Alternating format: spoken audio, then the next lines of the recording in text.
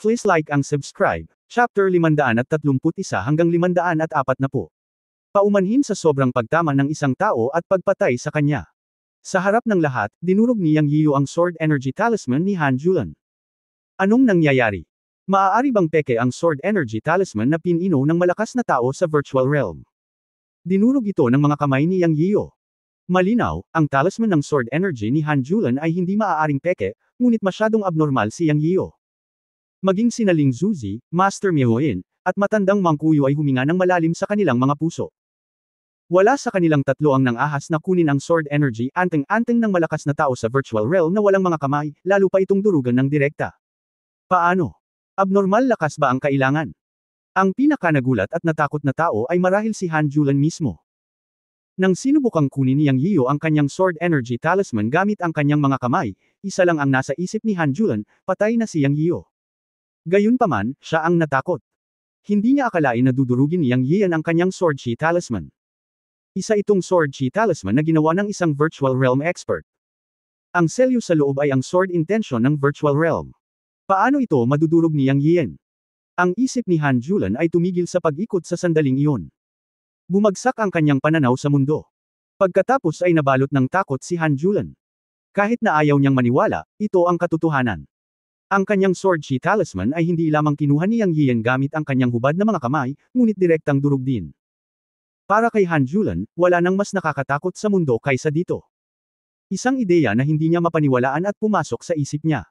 Maaaring si Yang Yiyan ay mayroon ng kultibasyon na maihahambing sa virtual na kaharian.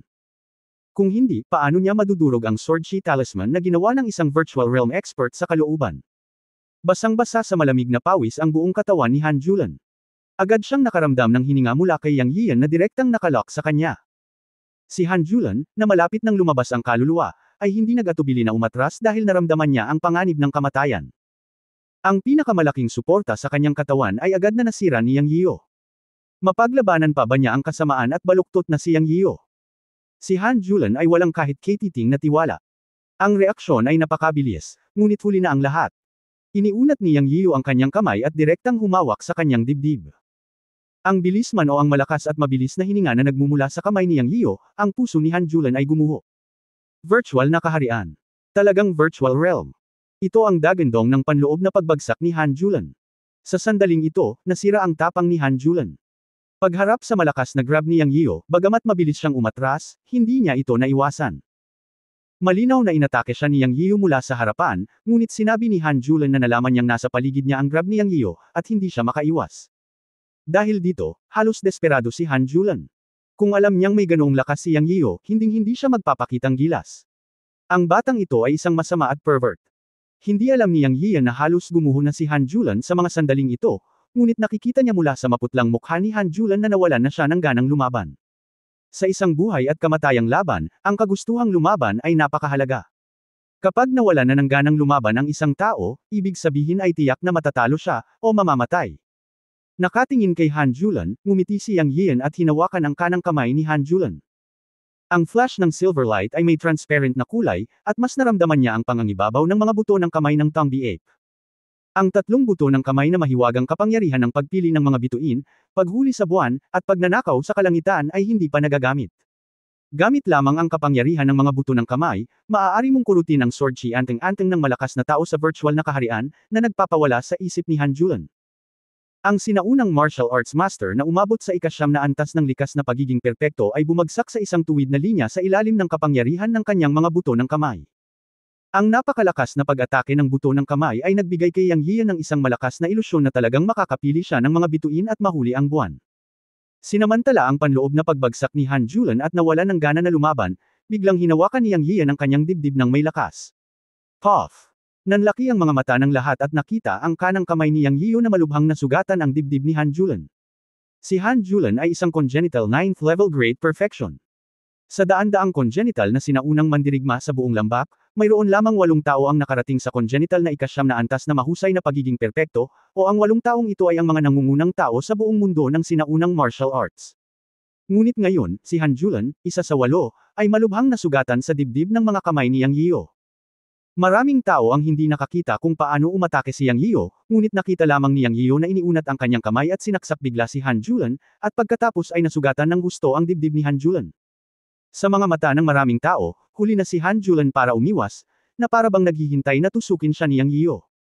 Sa katunayan, naiintindihan ng lahat na hindi si Han Julan ay hindi umiwas, ngunit ang bilis ng pag-atake ni Yang Yio ay masyadong mabilis.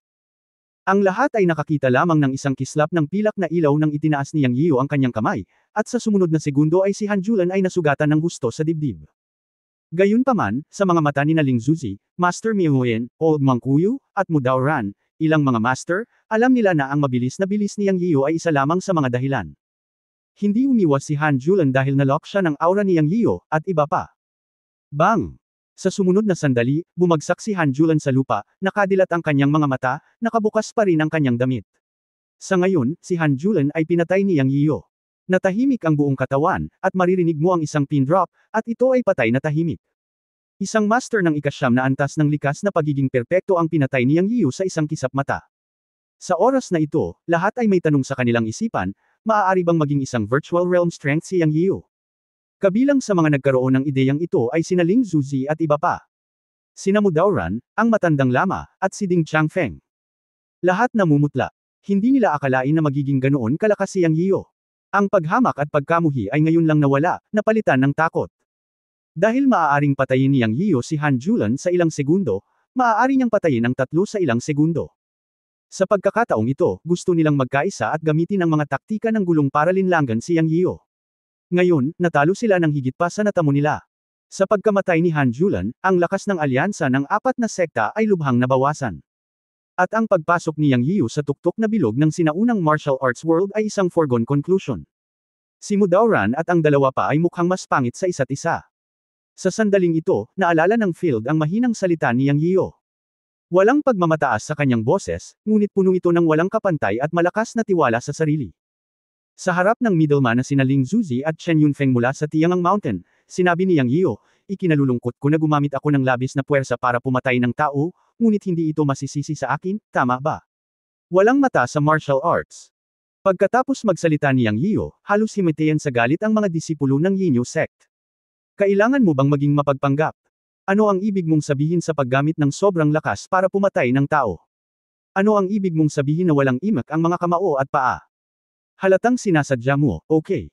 Kahit na ang mga salita ni Yang Yio ay mapagpanggap at karapat-dapat na bugbugin, walang sino man sa larangan ang nang-ahas na kontrahin siya ngayon. Walang paraan. Mula sa sinaunang panahon hanggang sa kasalukuyan, ang sinaunang martial arts world ay palaging pinamumunuan ng panuntunan na ang malakas ay iginagalang. Kung sino ang may mas malaking kamao ay ang katotohanan. May takot at sindek sa mga mata ng ilang tao sa field na nakatingin kay Yang Yio. Napakakomplikado ng mga iniisip ng lahat. Ang pagpatay kay Han Julan ay ganap na naglagay ng isang alaala para sa katayuan ni Yang Yio sa sinaunang martial arts world. Sa pagharap sa mapagpanggap na mga salita ni Yang Yio, si Chen Yunfeng ng Tiangang Mountain, na natauhan, ay lumunok ng kanyang laway at sinabing, ang bagay na ito ay sanhi ni Han Julan, kaya huwag sisihin ang fellow Dawistiang. Oo, iyon ang ibig kong sabihin. Inimbitahan ko ang fellow Dawistiang na lumahok sa pagbubukas ng lihim na lugar ngayon dahil alam kong may kakaibang lakas ang fellow Dawistiang. Bagamat ang Yunmen ay naitatag hindi pa katagal, sa pagkakaalam ko, ang Yunmen ay mayroon na ngayong hindi bababa sa 70 o 80 likas na mga sinaunang mandirigma, at ang kabuuang lakas nito ay hindi bababa sa mga sinaunang sekta. Kaya iminungkahi ko na sumali ang fellow Dawistiang sa pagbubukas ng lihim na lugar. Mayroon siyang lakas at kwalipikasyon. Sa oras na ito, maging ang tono ni Ling Zuzi ay taos puso. Palihim na bamantong hininga si Yang Yio sa kanyang puso. Sa realidad ng sinaunang martial arts world, ang ganap na katayuan ng isang tao sa huli ay tinutukoy ng sariling lakas. Pagkatapos magpasalamat kay Ling Zuzi, pinaikit ni Yang Yio ang kanyang mga mata at itinuon ang kanyang tingin kay Mudao Ran ng Qingcheng, ang matandang lama ng Secret Sect Temple, at Ding Changfeng ng Divine Sect. Nang tumingin si Yang Yio, hindi natural na tumingin si Mudao Ran at ang dalawa pa sa malayo, hindi man lang nangangahas na tumingin kay Yang Yio. Sa sandaling ito, itinuring nila si Yang Yio bilang isang tunay na mamamatay na Diyos na hindi dapat magalit. Ngayon, kahit na i-provoke nila siya, hindi nila siya matatalo, na walang pinagkaiba sa paghingi ng kahihiyan. Nang makita ang mga ekspresyon ni Mudao Ran at ng dalawa pa, napakasaya ni Yang Yio at mahinahong sinabi, sino sa inyong tatlo ang ayaw pa ring tanggapin? O kung tatanggi kayong lahat, maaari na kayong tumayo. Hinihintay ko kayong tatlong matandang immortal na turuan ako. Kung ayaw mo pa ring tanggapin, tumayo ka na lang. Kabanata 532, Paglilinang ng The Whist Fellow. Mataas. Kung sa ibang pagkakataon, si Mudauran at ang dalawa pa ay galit na galit sa mapagpakumbaba at mapanuksong tono ni Yang Yian, ngunit ngayon, ang tatlo ay hindi nang ahas na magsalita. Walang nang ahas na tingnan si Yang Yian sa mata, at lahat sila ay umiwas ng tingin. Ngunit hindi binitawan ni Yang Yian ang pagkakataon. Para menas ang tatlong tao. Lagi akong pinupuntirya ng mga matandang tanga, tapos ngayon wala ka nang sinasabi, sa tingin mo ba bibitawan kita? Babayaran mo. Kung ano ang ginawa mo, at ngayon naman ang pagkakataon ko para kasuklam-suklam ka. Itinuon ang kanyang mga mata kay Mudauran, pinaikit ni Yang Yian ang kanyang mga mata at malamig na bamantong hininga, Mudauran, kumbinsido ka ba? O may pagtutol ka pa ba sa aking pakikilahok sa pagbubukas ng sikretong portal? Nang inag si Mudauran nang marinig niya ito, ngunit hindi siya umimik. Magsalita ka. Biglang napag-alitan ni Yang Yian, gusto lang niyang mawala sa mukha si Mudauran sa harap ng lahat. Sa oras na ito, naramdaman na lamang ni Mudauran ang isang hininga na nagmumula kay Yang Yian na nakakulong sa kanya. Nakita niya ang liwanag na kumikislap sa kanang kamay ni Yang Yian sa kanyang peripheral vision, at naramdaman din niya na ang paligid na aura ay nagsimulang maging magulo. Alam niyang kikilos na si Yang Yian. Natarante si Mudauran sa sandaling iyon. Ngayon siya ay hiniling na makipaglaban kay Yang Yian, at hindi siya maglalakas loob na gawin ito kahit na siya ay may lakas ng loob. Dati siyang natalo sa kamay ni Yang Yian, at ngayon ay lalo siyang natatakot. Alam ni Mudauran na ang kanyang mukha ay nakatakdang mawala ngayon, ngunit sa pagitan ng mukha at buhay, natural siyang natatakot sa kamatayan. Sa pawi sa kanyang noo, nakaharap sa pamimilit ni Yang Yian, sinabi ni Mudauran sa malalim na boses, Yang Daoyu ay may mahusay na paglilinang. Natural. Natural na maaari siyang lumahok sa pagbubukas ng lihim na lugar. Pagkatapos sabihin ito, naramdaman ni Mudauran na ang lahat ng lakas sa kanyang katawan ay naubos. Ngunit ngumiti si Yang Yian. Sa pagtingin sa hitsura ni Mudauran, alam niya na mula ngayon, isang binhi ng takot sa kanya ang natanim sa puso ni Mudauran. Kung siya ay tusok muli, maaari niyang harapin siya sa ilang minuto. Sa oras na ito, talagang gustong malaman ni Yang Yian ang lugar ng anino sa puso ni Mudauran. Dahil inamin ng matanda ang pagkatalo, hindi niya ito papatayin. Siyempre, ang saligan ay hindi siya pinupukaw ni Mudauran. Kaya't ngumiti si Yang Yian, ngunit sinabi kay Mudauran sa malamig na tono, matanda, matalino ka sa pagkakataong ito. Kung gugulo mo ako sa susunod, hahagupitin ko ang bangkay mo. Humph! Sa isang malamig na singhot, binawi ni Yang Yian ang hiningang nakakulong kay Mudauran. Ngunit halos mapaupo si Mudauran sa lupa. Halos mapagod siya sa pressure ni Yang Yian, lalo na sa dulo, gumamit si Yang Yian ng pananakot na salita na maririnig nilang dalawa, na nagpabilis ng tibok ng puso ni Mudauran. Wala siyang duda na talagang naglakas loob si Yang Yian na patayin siya. Sa oras na ito, pinaikit ni Yang Yian ang kanyang mga mata at tumingin sa matandang lama ng Tantric Temple. Nang walang sinasabi, direktang sinabi ng matandang lama kay Yang Yian, Amataba, si Yang Shi ay isang tao na may kabutihan at talento, at sumang-ayon din ng matandang monghe na si Yang Shi ay lalahok sa pagbubukas ng lihim na lugar. Talagang natutunan ni Yang Yian ang dalawang salita sa sandaling ito, takot sa kamatayan, at, walang hiya at hindi magagapi, na ginawa para sa matandang lama Bolda na ito. Noong una siyang tumayo laban sa kanya, ang matandang lama ang pinakamayabang, ngunit ngayon ay inamin niya ang kanyang kahinaan sa isang iglap, at inamin niya ito ng malinis at maayos, nang walang anumang pagkaladkad ng tubig, at naabot niya lamang ang isang mataas na antas.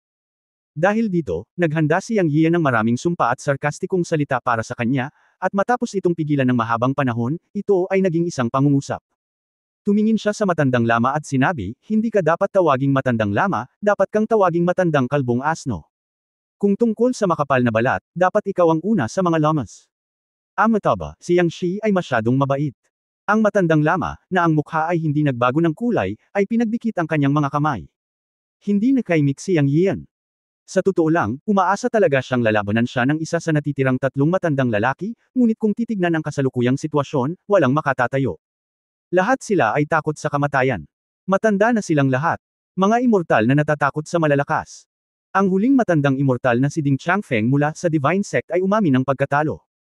Bueno, walang sumalungat sa kwalifikasyon ni Yang Yian na lumahok sa pagbubukas ng lihim na lugar. Nagkaroon pa ng mahinang talakayan sa larangan na si Yang Yian, ang Diyos ng pagpatay, ang magiging unang tao sa ilalim ng virtual na kaharian, at mas malakas pa kaysa kay Ling Zuzi. Ang pag-amin ni Daoran at ng dalawa pang pagkatalo ay nagtulak sa kapaligiran sa field sa isang kasukdulan. Si Yang Yian ay nasa limelight at nakakuha ng sapat na katanyagan. Kasama si Yunmen, opisyal na siyang nakatayo sa pantay na katayuan sa mga sinaunang sekta sa sinaunang martial arts world, at niranggo pa sa pinakataas. Pagkatapos ng isang episode, ang lahat ay walang pagtutol, at agad na inihayag ni Ling Zuzi at Chen Yunfeng ng bundok Tiangang ang pagbubukas ng lihim na lugar. Sa oras na ito, ang 8 master, na pinamumunuan ni Kunlun Ling Zuzi, ay nakatayo lahat sa harap ng malasalamin na pader ng bato ng Jiemie Mountain. Kabilang sa 8 tao, sina Ling Zuzi, Master Miaoyin, Old Monk Wuyu, Shen Yunfeng, Mudao Ran, Old Lama Bolda, Ding Changfeng, at 7 iba pa ay mga master ng likas na ika-9 na antas. Tanging si Yang Yiyu lamang ang nasa advanced na antas ng likas na ika-9 na antas, ngunit walang nang ahas na tingnan siya ng mababa. Sa mga tuntunin ng lakas, maaari niyang patayin ang likas na ika-9 na antas. Dahil sa lakas ni Yang Yiyu, pinag-usapan ito ng lahat. Siya ay maihahambing kay Ling Zuzi, na kilala bilang unang tao sa ilalim ng virtual realm. Si Han Julan mula sa Yinyu sect ay namatay, at ang bilang ng mga taong nagbukas ng lihim na lugar ay 8 pa rin. Ito ay talagang napakasimple upang buksan ang portal sa lihim na lugar. Tulad ng sinabi sa kanya ni Hao Chenjo, narinig lamang ni Yang Yiyu si Ling Zuzi na hinihiling sa lahat na tumayo sa 8 posisyon sa pader na bato, at magbubukas ang portal patungo sa lihim na lugar na maaaring pasukin sa pamamagitan ng paghihimok sa tunay na diwa patungo sa pader na bato. Matapos ang 8 tao ay sama-samang ipasok ang tunay na diwa patungo sa pader na bato, ang square diameter na pader ng bato ay kuminang na may malabong puting halo. Sa malasalamin na pader na bato, isa-isang lumitaw ang mga simbolo ng cirrus cloud, parang mga tadpoles na nabuhayan, umaagos sa batong pader, malabong naging bilog. Sinasagisag lamang nito ang daan ng pagbuo ng bilog na langit at parisukat na lupa. Ang buong pader na bato ay talagang isang sinaunang porma sayon. Sinabi ni Chen Ju na nakita na ni Yang Yiyu na ito ay isang napaka-sinaunang porma sayon. Normal para sa mga cirrus rune na ito na lumitaw ngayon. Habang ang tunay na diwa ng lahat ay naisaaktibo, ang halo sa pader na bato ay naging mas malaki, at ang mga umaagos na rune ay lumipad din ng mas mabilis at mas mabilis. Sa susunod na sandali, narinig lamang ni Yang Yiyan ang isang mahinang huni, tulad ng tunog ng wind chimes. Boom! Pagkatapos ay isang nakasisilaw na gatas na liwanag ang bumungad mula sa batong pader, at isang 3 metrong parisukat na pinto ang ganap na nahayag sa paningin ng lahat. Pagkatapos ay sinabi ni Ling Zuzi, huminto na tayo sa pagsasanay, bukas ang pinto. Ang bawat isa ay tumigil sa pag-eensayo nang marinig ito. Sa oras na ito, nawala ang ilaw sa dingding na bato, ngunit isang pabilog na pinto na may diameter na 3 metro ang naiwan. Napakadilim sa loob at hindi mo makita ang 3 metro. Bukas na ang sikretong pinto. Mag-ingat pagkatapos pumasok. Mayroong mainit na magma at napakalamig na hangin sa loob, na parehong mga puwersang nagbabanta sa buhay. Ingatan mo ang sarili mo. Si Chen Yunfeng ng host na Tiangang Mountain ay nagsalita at inutusan ang lahat. Tapos na unang pumasok sa pinto ang gilid ng Kunlun. Pagkatapos ay sunod-sunod na pumasok ang mga taga Shaolin, MA at Tiangang Mountain. Si Mudao Ran mula sa Qingcheng at ang matandang lama ng sektang Tantric ay tumingin kay Yang Yiyu. Anyway, ang kanilang 3 sekta ay hindi maglalakas loob na kumilos maliban kung si Yang Yiyu ay pumasok. Ngumisi si Yang Yiyu at sinabi kina Chen Ju, Shen Tu at iba pa, pumasok din tayo. Pagkapasok ni Yang Yiyu, si Mudao Ran at ang 3 pangunahing puwersa ay pumasok sa gate sa likuran niya. Ang eksenang ito ay nagpabilis ng tibok ng puso ng maraming puwersa. Mula ngayon, malalaman ng lahat na si Yang Yiyu at Yunmen ay babangon at ganap na tatayo sa rurok ng sinaunang martial arts world. Matapos makapasok si Yang Yiyu at ang kanyang partido sa sikretong portal, ang ilaw ay nagliwanag na sa loob. Ito ay inilagay sa kuweba ng mga taong Kunlun at dadalhin kapag sila ay umalis. Pagkapasok, ito ay ang tiyan ng Jiemie Mountain. Napakahaba ng buong kuweba. Mayroong isang perlas na nagniningning sa gabi tuwing 3 o 5 metro. Sa daanan ng kuweba na hindi makita ang dulo, hindi alam kung ilang perlas na nagniningning sa gabi ang inilagay. Mula sa puntong ito lamang, makikita na ang Kunlun ay may malalim na pundasyon at karapat-dapat na maging una sa 8 sekta sa Jiushou. Habang naglalakad sa kuweba, ang pinakamatandang alagad na si Dugu Hui, na matagal nang nagtitimpi, ay nagsalita sa wakas, "Guro, ang gwapo mo ngayon. Kung ikaw iyon, dapat ay pinatay mo si Mudao Ran, ang matandang Lama Bolda at si Ding Changfeng, ang 3 matandang immortal. Anyway, lahat sila galit sa'yo. Lalo na ang matandang lama ay sadyang walang hiya. Ang taong iyon ay maaaring magdulot ng kaguluhan sa atin sa lihim na lugar. Oo, natuto ka ng mag-observe ng mga tao ngayon, which is very good. Tandaan sa hinaharap, pagmasdan ang mga tao sa anumang kapaligiran, mas mababa ang paghihirap mo." Ngumiti si Yang Yiyu at nagpatuloy, ang matandang lama at Mudao Ran. Humph! Nang sabihin niya ito, huminto siya at hindi nagpatuloy, ngunit ang kanyang mga mata ay puno ng pagpatay na layunin. Nanlamig ang buong paligid ng dalawang disipulong nakapaligid sa kanya, at alam nilang ito ang layunin ng Panginoon na pumatay.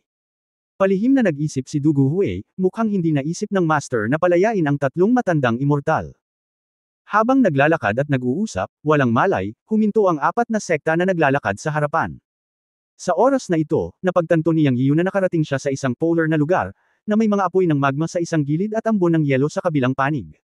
Kabanata 533, naglalakad sa daan sa pagitan ng dalawang pole. Nang makita ang dalawang matinding eksena, alam ni Yang Yiyu na ito ang lugar ng Yin at Yang sa dalawang poste na binanggit ni Chen Ju. Matapos magtagpo ang Yin at Yang, magtatagpo ang magma at ang yelo upang maabot ang balanse sa loob ng 7 araw, at pagkatapos ay maaari silang dumaan sa lihim na lugar ng Changbai Mountain. Sa oras na ito, ang lahat ay nasa bulwagan ng kuweba na may sukat na 1,500 hanggang 600 metro kwadrado.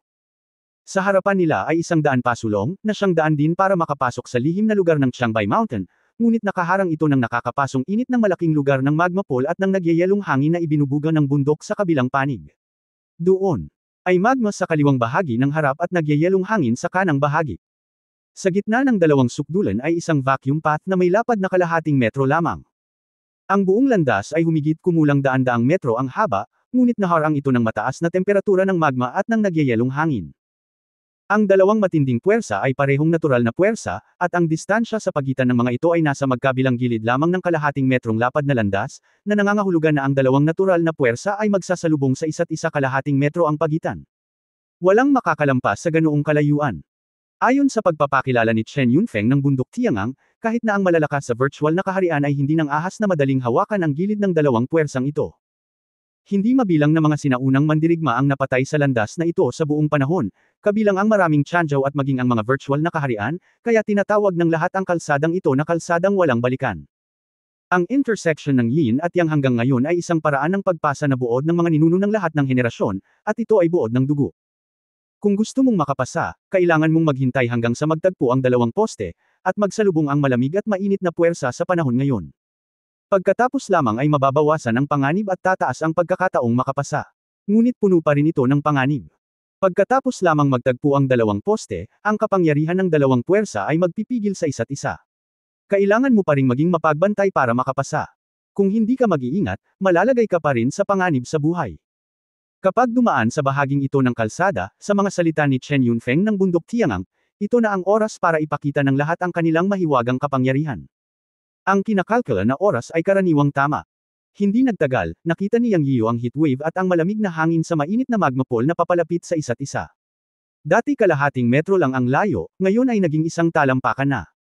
Pagkatapos ng isa pang 3 buwan at 10 minuto, sa wakas ay nagsalubong ang dalawang puwersa. Boom! Ang intersection at banggaan ng dalawang pole ng Yin at Yang ay parang isang kemikal na reaksyon sa isang iglap. Sa isang boom, isang napakalaking alon ng hangin ang lumabas. Nakita ni Yang Yiyu na ang mga taong nakatayo sa kanyang harapan ay nakaharap sa hangin na alon, at mahinahon nilang ipinaikot ang kanilang tunay na chi upang ipagtanggol ang kanilang sarili. Sa oras na ito, sumunod din siya. Sa pamamagitan ng isang kaway ng kanyang kamay, ang tunay na chi ay patuloy na lumitaw mula sa malayo, na sumasakop sa lahat ng mga tao sa paligid niya sa totoong chi. Gumamit siya ng totoong chi upang suportahan ang isang tunay na chi light shield na may diameter na 20 metro upang labanan ang epekto ng airwave. Tinakpan ng magaan na kalasag na ito si Chen Ju at iba pa. Sa susunod na sandali, ang airwave na nabuo ng intersection ng dalawang pole ay direktang tumama sa light shield na inihagis ni Yang Yiyu, na naging sanhi ng marahas na pagyanig ng totoong chi light shield. Ang epekto ay hindi masyadong malaki o masyadong maliit. Nararamdaman ni Yang Yiyu na kung ito ay isang taong mas mababa sa ikalimang antas ng pagiging likas, hindi niya ito magagawang labanan. Siya ay bahagyang nagulat din sa kanyang puso, lihim na nag-iisip, mukhang ang daan na ito ng walang pagbabalik ay hindi madaling lakaran. Nawala sa isang iglap ang impact ng airwave. Sa oras na ito, inalis ng lahat ang kanilang mga panlaban, at inalis din ni Yang Yiyu ang kalasag ng chi gamit ang isang kumpas ng kanyang kamay. Gayunpaman, sa susunod na sandali ay naramdaman niyang kakaiba ang kapaligiran, at nang tumingala siya, nakita niyang maraming tao ang nakatingin sa kanya na may kakaibang mga mata. Ang mga paring Lingshu Daoist ay hindi nagsalita, ngunit ang kanilang mga mukha ay puno ng kasiyahan. Ang makasalanan ni Kunlo na si Zonqing ay medyo malapit kay Yang Yiyu, at iniluwapan niya ang salitang, tanga, sa isang dampi ng kanyang bibig, na nagpagalit kay Yang Yiyu, at malapit na siyang magmura. Ngunit pagkatapos ng pag-iisip tungkol dito, nagpasya siyang kalimutan ito at maghintay hanggang sa madaanan niya ang 100 metrong landas sa kanyang harapan.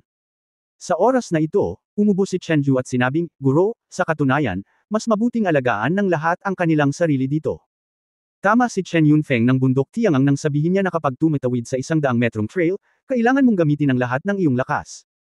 Nangangahulugan ito na kapag tumatawid sa 100 metrong trail, kailangan mong gamitin ang iyong tunay na enerhiya para sa pagtatanggol, at ang buong proseso ay kumonsumo ng maraming totoong enerhiya. Sa katunayan, hindi mo kailangang mag-alala tungkol sa alon ng hangin ngayon, at lahat ay makakalagpas dito. Nagcast ka ng True Energy Light Shield na may diameter na 20 metro para ipagtanggol ang lahat mula sa epekto ng airwave, na talagang kumukonsumo ng maraming totoong enerhiya. Huwag tumingin sa daanan sa unahan dahil 100 metro lang ang haba nito. Ang dalawang polar forces ay nagtagpo na magbabawas ng maraming hindi kinakailangang problema kapag dumadaan sa trail, ngunit kailangan mo pa rin ng tunay na enerhiya upang ipagtanggol ang iyong sarili. Matapos makatapak sa trail, bagamat hamina ang epekto ng dalawang polar forces, maaari pa rin itong magdulot ng malaking epekto. Ang buong proseso ay gumagamit ng maraming totoong enerhiya, kaya lahat ng tao dito ay nagsisikap na makatipid ng totoong enerhiya hanggat maaari. Pagkatapos magpaliwanag ni Chenju, biglang natauhan si Yang Yiyo. Hindi nakakagulat na tumingin sa kanya ang mga taong ito na may kakaibang mga mata. Akala pala nila siya ang big shot. Ngunit hindi ito mahalaga kay Yang Yian. Sa mga tuntunin ng dami ng totoong chi, ang mga katangian ng kanyang 5 elementong espiritual na mga ugat ay ganap na maipapakita sa oras na ito. Natatakot ako na walang sinuman sa daan-daang taong naruroon ang maihahambing sa napakalaking totoong chi sa kanyang katawan. Ang mga katangian ng 5 elementong espiritual na mga ugat ay napakabagal na linangin, maraming beses na mas mabagal kaysa sa mga ordinaryong tao, ngunit ang kapaligirang ito ay may malaking pakinabang. Makakatiyak si Yang Yian tungkol sa ibang tao, ngunit paano siya makatitiyak sa kanyang dalawang disipulo? Ang pinakamatandang disipulong si Du Guhui ay nasa tuktok na ngayon ng ika-4 na antas ng pagtatayo ng pundasyon, at ang pangatlong disipulong si Wu Jian ay halos nasa ika-4 na antas ng pagtatayo ng pundasyon. Si Yang Yian, bilang isang master, ay natural na magpo-protekta sa kanila. Iniisip na kapag tumawid sila sa 100 metrong landas mamaya, wala siyang pakialam sa iba, panoorin na lang ang dalawang disipulo. Siyempre, hindi niya planong direktang protektahan ang dalawa, ngunit hayaan silang suportahan ang kanilang tunay na chi at maglakad sa 100 meter passage. Nakita ni Yang Yian mula sa mga cross echo ng paglilinang na ang gayong malupit na kapaligiran na may kapangyarihang bipolar ay pinakamainam na makapagpapatalas ng kanilang paglilinang, at ang kakayahang magpatuloy sa paglalakad dito ay tiyak na magiging kapaki-pakinabang sa kanilang paglilinang sa hinaharap. Kaya't inilabas ni Yang Yiyo ang dalawang Tianyuan pills mula sa Chen Kun Pot at ibinigay ito sa apprentice ng kanyang pangalawang kapatid, at sinabing, "Tandaan mo ang daan na ito, kailangan mong lumakad ng mag-isa, at inumin ang mga tabletang ibinigay sa iyo sa huling sandali." "Salamat, guro," ngumisi si Du Guhui. "Disciple, tandaan mo ito." Tumugon din si Wu Jian. Alam niyang magandang bagay ang elixir na binigay ng master. Si Chenju at ang iba pang nasa gilid, gayon din si Shentu at ang kanyang anak, ay naglalaway sa nakita. Bagamat hindi nila alam kung anong uri ng elixir na ibinigay ni Yang Yiyo ang kanyang dalawang apprentice, ramdam nila ang malakas na espiritual na enerhiya at sigla sa elixir. Nainggit ang lahat kay Du Guhui at Wu Jian. Napakalaking pagpapala na magkaroon ng isang master na maaaring gumawa ng mga elixir. Okay, tayo din, pagkatapos turuan ang lahat, nanguna si Yang Yiyo at humakbang sa 100 meter trail. Sa isang pag-iisip, ang tunay na enerhiya ay bumalot sa kanyang katawan upang bumuo ng isang depensa. Nang tumuntong siya sa 100 meter trail, agad siyang tinamaan ng impact ng dalawang polar forces, na mas malakas kaysa sa airwave kanina. Siya talagang kailangan upang panatilihin ang tunay na enerhiya na tumatakbo upang labanan. Bagamat kinain nito ang totoong enerhiya, hindi masakit para sa kanya na magkaroon ng ganoong epekto, at hindi man lang siya naapektuhan. Kahit na para sa dalawang apprentice na sina Du Guhui at Wu Jian, hanggat ang tunay na enerhiya sa kanilang katawan ay makakasabay, hindi ito magiging malaking problema. Anyway, binigyan niya ang bawat isa sa kanila ng Tianyuan pill, na dapat ay sapat na para harapin ang epekto ng dalawang polar forces. Sa kanyang pangunawa, ang kalahating metrong lapad na landas na ito lamang ang may pinakamaliit na puwersa ng epekto. Medyo nakakatakot ang lakas na naramdamang kalahating metro ang layo sa kaliwa't kanang gilid. Ang nakakapasong init na dulot ng magma pole sa kaliwa ay sapat na upang matunog kahit na ang bakal, at ang nagyayalong aura sa kanan ay pareho rin ng antas. Kung hindi niya ipagtanggol ang sarili, sa isang iglap ay ma-freeze siya sa isang ice sculpture. Sa pagbabalik tanaw, lahat ng naglalakad sa 100 meter path ay ginamit ang kanilang tunay na chi upang protektahan ang kanilang buong katawan upang labanan ang epekto. Ang ilan ay madali at ang ilan ay mahirap, ngunit walang malaking problema. Anyway, naglakad na silang lahat. Kung titingnan ang sitwasyon ng dalawang apprentice, kahit na mas mababa ang kanilang cultivation, sila ay mga cultivator na may tunay na chi sa kanilang mga katawan, na mas dalisay kaysa sa tunay na diwa ng mga sinaunang mandirigma. Maganda ang mga ito, kaya hindi niya kailangang mag-alala. Pagkatapos ay binilisan ni Yang Yian ang kanyang lakad upang maabutin sina Ling Zuzi at Master Miao Wen sa kanyang harapan, dahil sa kanyang puso ay nasa parehong antas na siya ngayon ng mga matatandang lalaki na ito at hindi niya kayang pabayaan sila. Ang iba ay maingat na naglalakad sa daanan, ngunit si Yang Yian ay naglalakad ng maluwag, nilampasan ang isa-isa, at mabilis na naglakad. Nang maglakad siya ng ilang minuto, nakita niya ang isang kakilala, ang babaeng nakaputi mula sa pamilya Ho. Mukha pa rin siyang misteryoso sa kanyang sombrero at belo.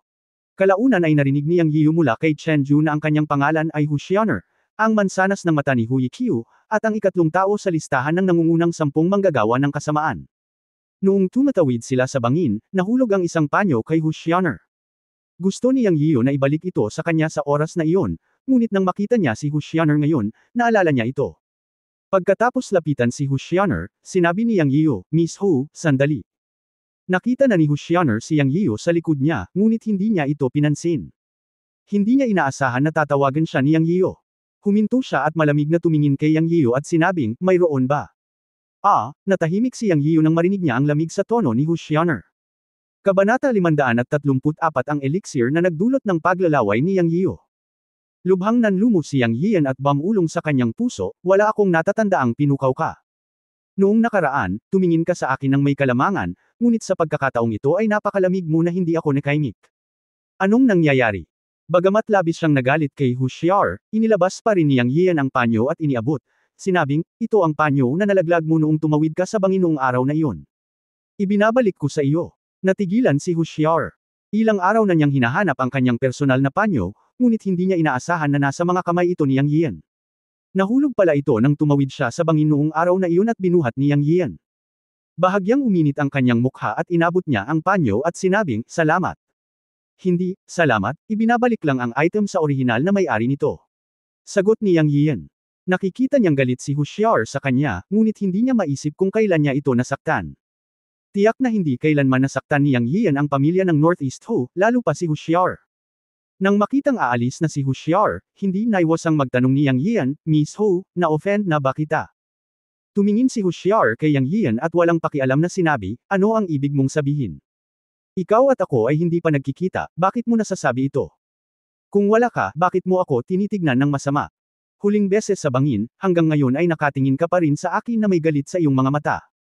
Kung nasaktan niyang si Miss Hu sa anumang paraan, mangyaring sabihin sa akin." Labis na nagalit si Yang Yian na hindi maipaliwanag na pinalaya ni Hu Xianer ang kalaban, kaya direktang nagtanong siya. Natahimik si Hu Xianer, at hindi sinasadyang tumingin pabalik. Sinundan ni Yang Yian ang kanyang tingin at nakitang nasa harap ni Hu Xianer si Zhang Qingren. Sa isang iglap, tila may naintindihan si Yang Yian. May mga tsismis sa labas ng mundo na sila ni Zhang Qingren ay nagkaroon ng alitan, kaya kung si Zhang Qingren ay hinahangaan ni Hu Xianer, ang hindi maipaliwanag na puot nito sa kanya ay may dahilan. Walang pag-ibig o puot na walang dahilan sa mundo. Kaya ang grupong ito, mapait na ngumiti si Yang Yian at sinabi sa sarili. Nang tumangala siya, umalis na si Hu Xianer. Mapait na ngumiti si Yang Yian at umiling at nagpatuloy sa paglalakad. Si Yang Yian ay talagang walang anumang galit sa mga Hu Xianer at Zhongqing. Talagang normal para sa kanya na makipag-usap sa mga taong Zhongqing. Sa matandang si Jiaxian, hindi magkakaroon ng alitan sa pagitan nila ni Kunlun. Bukod dito, ang mga taong Zhongqing na nakipag-ugnayan kay Yang Yian ay napakatuwid na mga tao.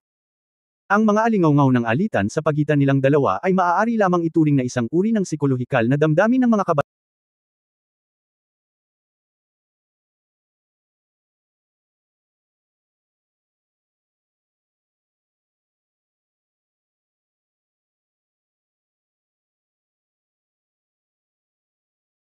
Ang mga taong Zhongqing na nakipag-ugnayan kay Yang Yian ay napakatuwid na mga tao. Ang mga alingaw-ngaw ng alitan sa pagitan nilang dalawa ay maaari lamang ituring na isang uri ng psikolohikal na damdamin ng mga kabataan na puno ng sigla at ayaw tanggapin ang isa't isa. Walang sama ng loob. Sa kabaligtaran, hinangaan ni Yang Yian ang mga taong Zhongqing sa kanyang puso, at ganoon din ang mga taong Zhongqing. Ito ay ang ganitong uri ng pagpapahalaga sa isa't isa ay hindi maipapahayag sa pagitan ng mga lalaki. At si Hu Xianer ay isang tagahanga ng mga taong Zhongqing. Normal para sa kanya na ipagtanggol ang mga taong Zonqing at maging masungit sa kanyang sarili. Bagamat napakaganda ni Hushiar, talagang walang masamang iniisip si Yang Yian. Ngayon, nagbalik lang talaga siya ng panyo, yun lang. Nang lumakad si Yang Yian sa kalagitnaan ng landas, bigla siyang nakarinig ng malutong na tunog. Tumangala siya at nalaman na si Master Miehue ng MA ay may hawak na mahabang latigo at biglang hamampas patungo sa nagyayelong bahagi sa kanan. Pagkatapos, nang mabawi ang mahabang latigo, si Master Miehue ay may isang malakristal na bulaklak na tila isang piani sa kanyang kamay. Nang makita ni Yang Yian ang bulaklak sa kamay ni Master Miehue, lumiit ang kanyang mga mag-aaral at mas mabilis siyang naglakad. Bigla niyang naalala ang isang mahiwagang gamot na maaari lamang tumubo sa mga nagyayelong lugar, na halos kapareho ng bulaklak sa kamay ni Master Miehue. Upang kumpirmahin kung ito ba ang mahiwagang gamot na naitala sa kanyang isipan, mabilis na naglakad si Yang Yian. Excuse me. Excuse me, excuse me. Dumaan si Yang Yian kina Hushiar, Zon Qingren, Mi Xiying, ang binatang monghe na si Lao Fan mula sa Shaolin, at isang binata mula sa bundok Tiangang sa makipot na landas, at lumapit kay Master Miehue. Master Miehue, maaari mo bang hayaan akong tingnan ang mahiwagang gamot na ito? Diretsyong tanong ni Yang Yian. Natigilan sandali si Nun Miehue, pagkatapos ay ngumiti at sinabing, nakalimutan ko na ang fellow Daoist Yang ay isang alchemist at sensitibo sa mga espiritual na gamot. Ito ay isang nagyayelong bulaklak na makikita lamang sa nagyayelong lupaing ito. Naglalaman ito ng sapat na espiritual na enerhiya, at ang pagsasanay at pagsipsip nito ay maaaring umayo sa kapangyarihan ng tunay na diwa. Sa kasamaang palad, sa buong panahon, ang mga nagyayelong bulaklak na malapit sa gilid ng trail ay pinulot. Paminsan-minsan, ang ilan ay lalago bawat ilang taon, ngunit hindi sila matanda.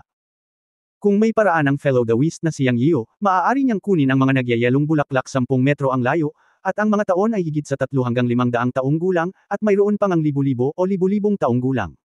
Kahit na may yelong enerhiya, mahirap pumili at ilipat. Makahukay lang ako ng ganoong halaman sa tulong ng magic weapon.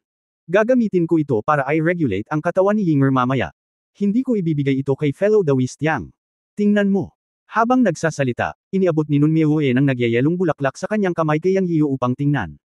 Malinaw na sinabi na hindi ito ibibigay sa iba, kundi kay Mei Xing para sa conditioning.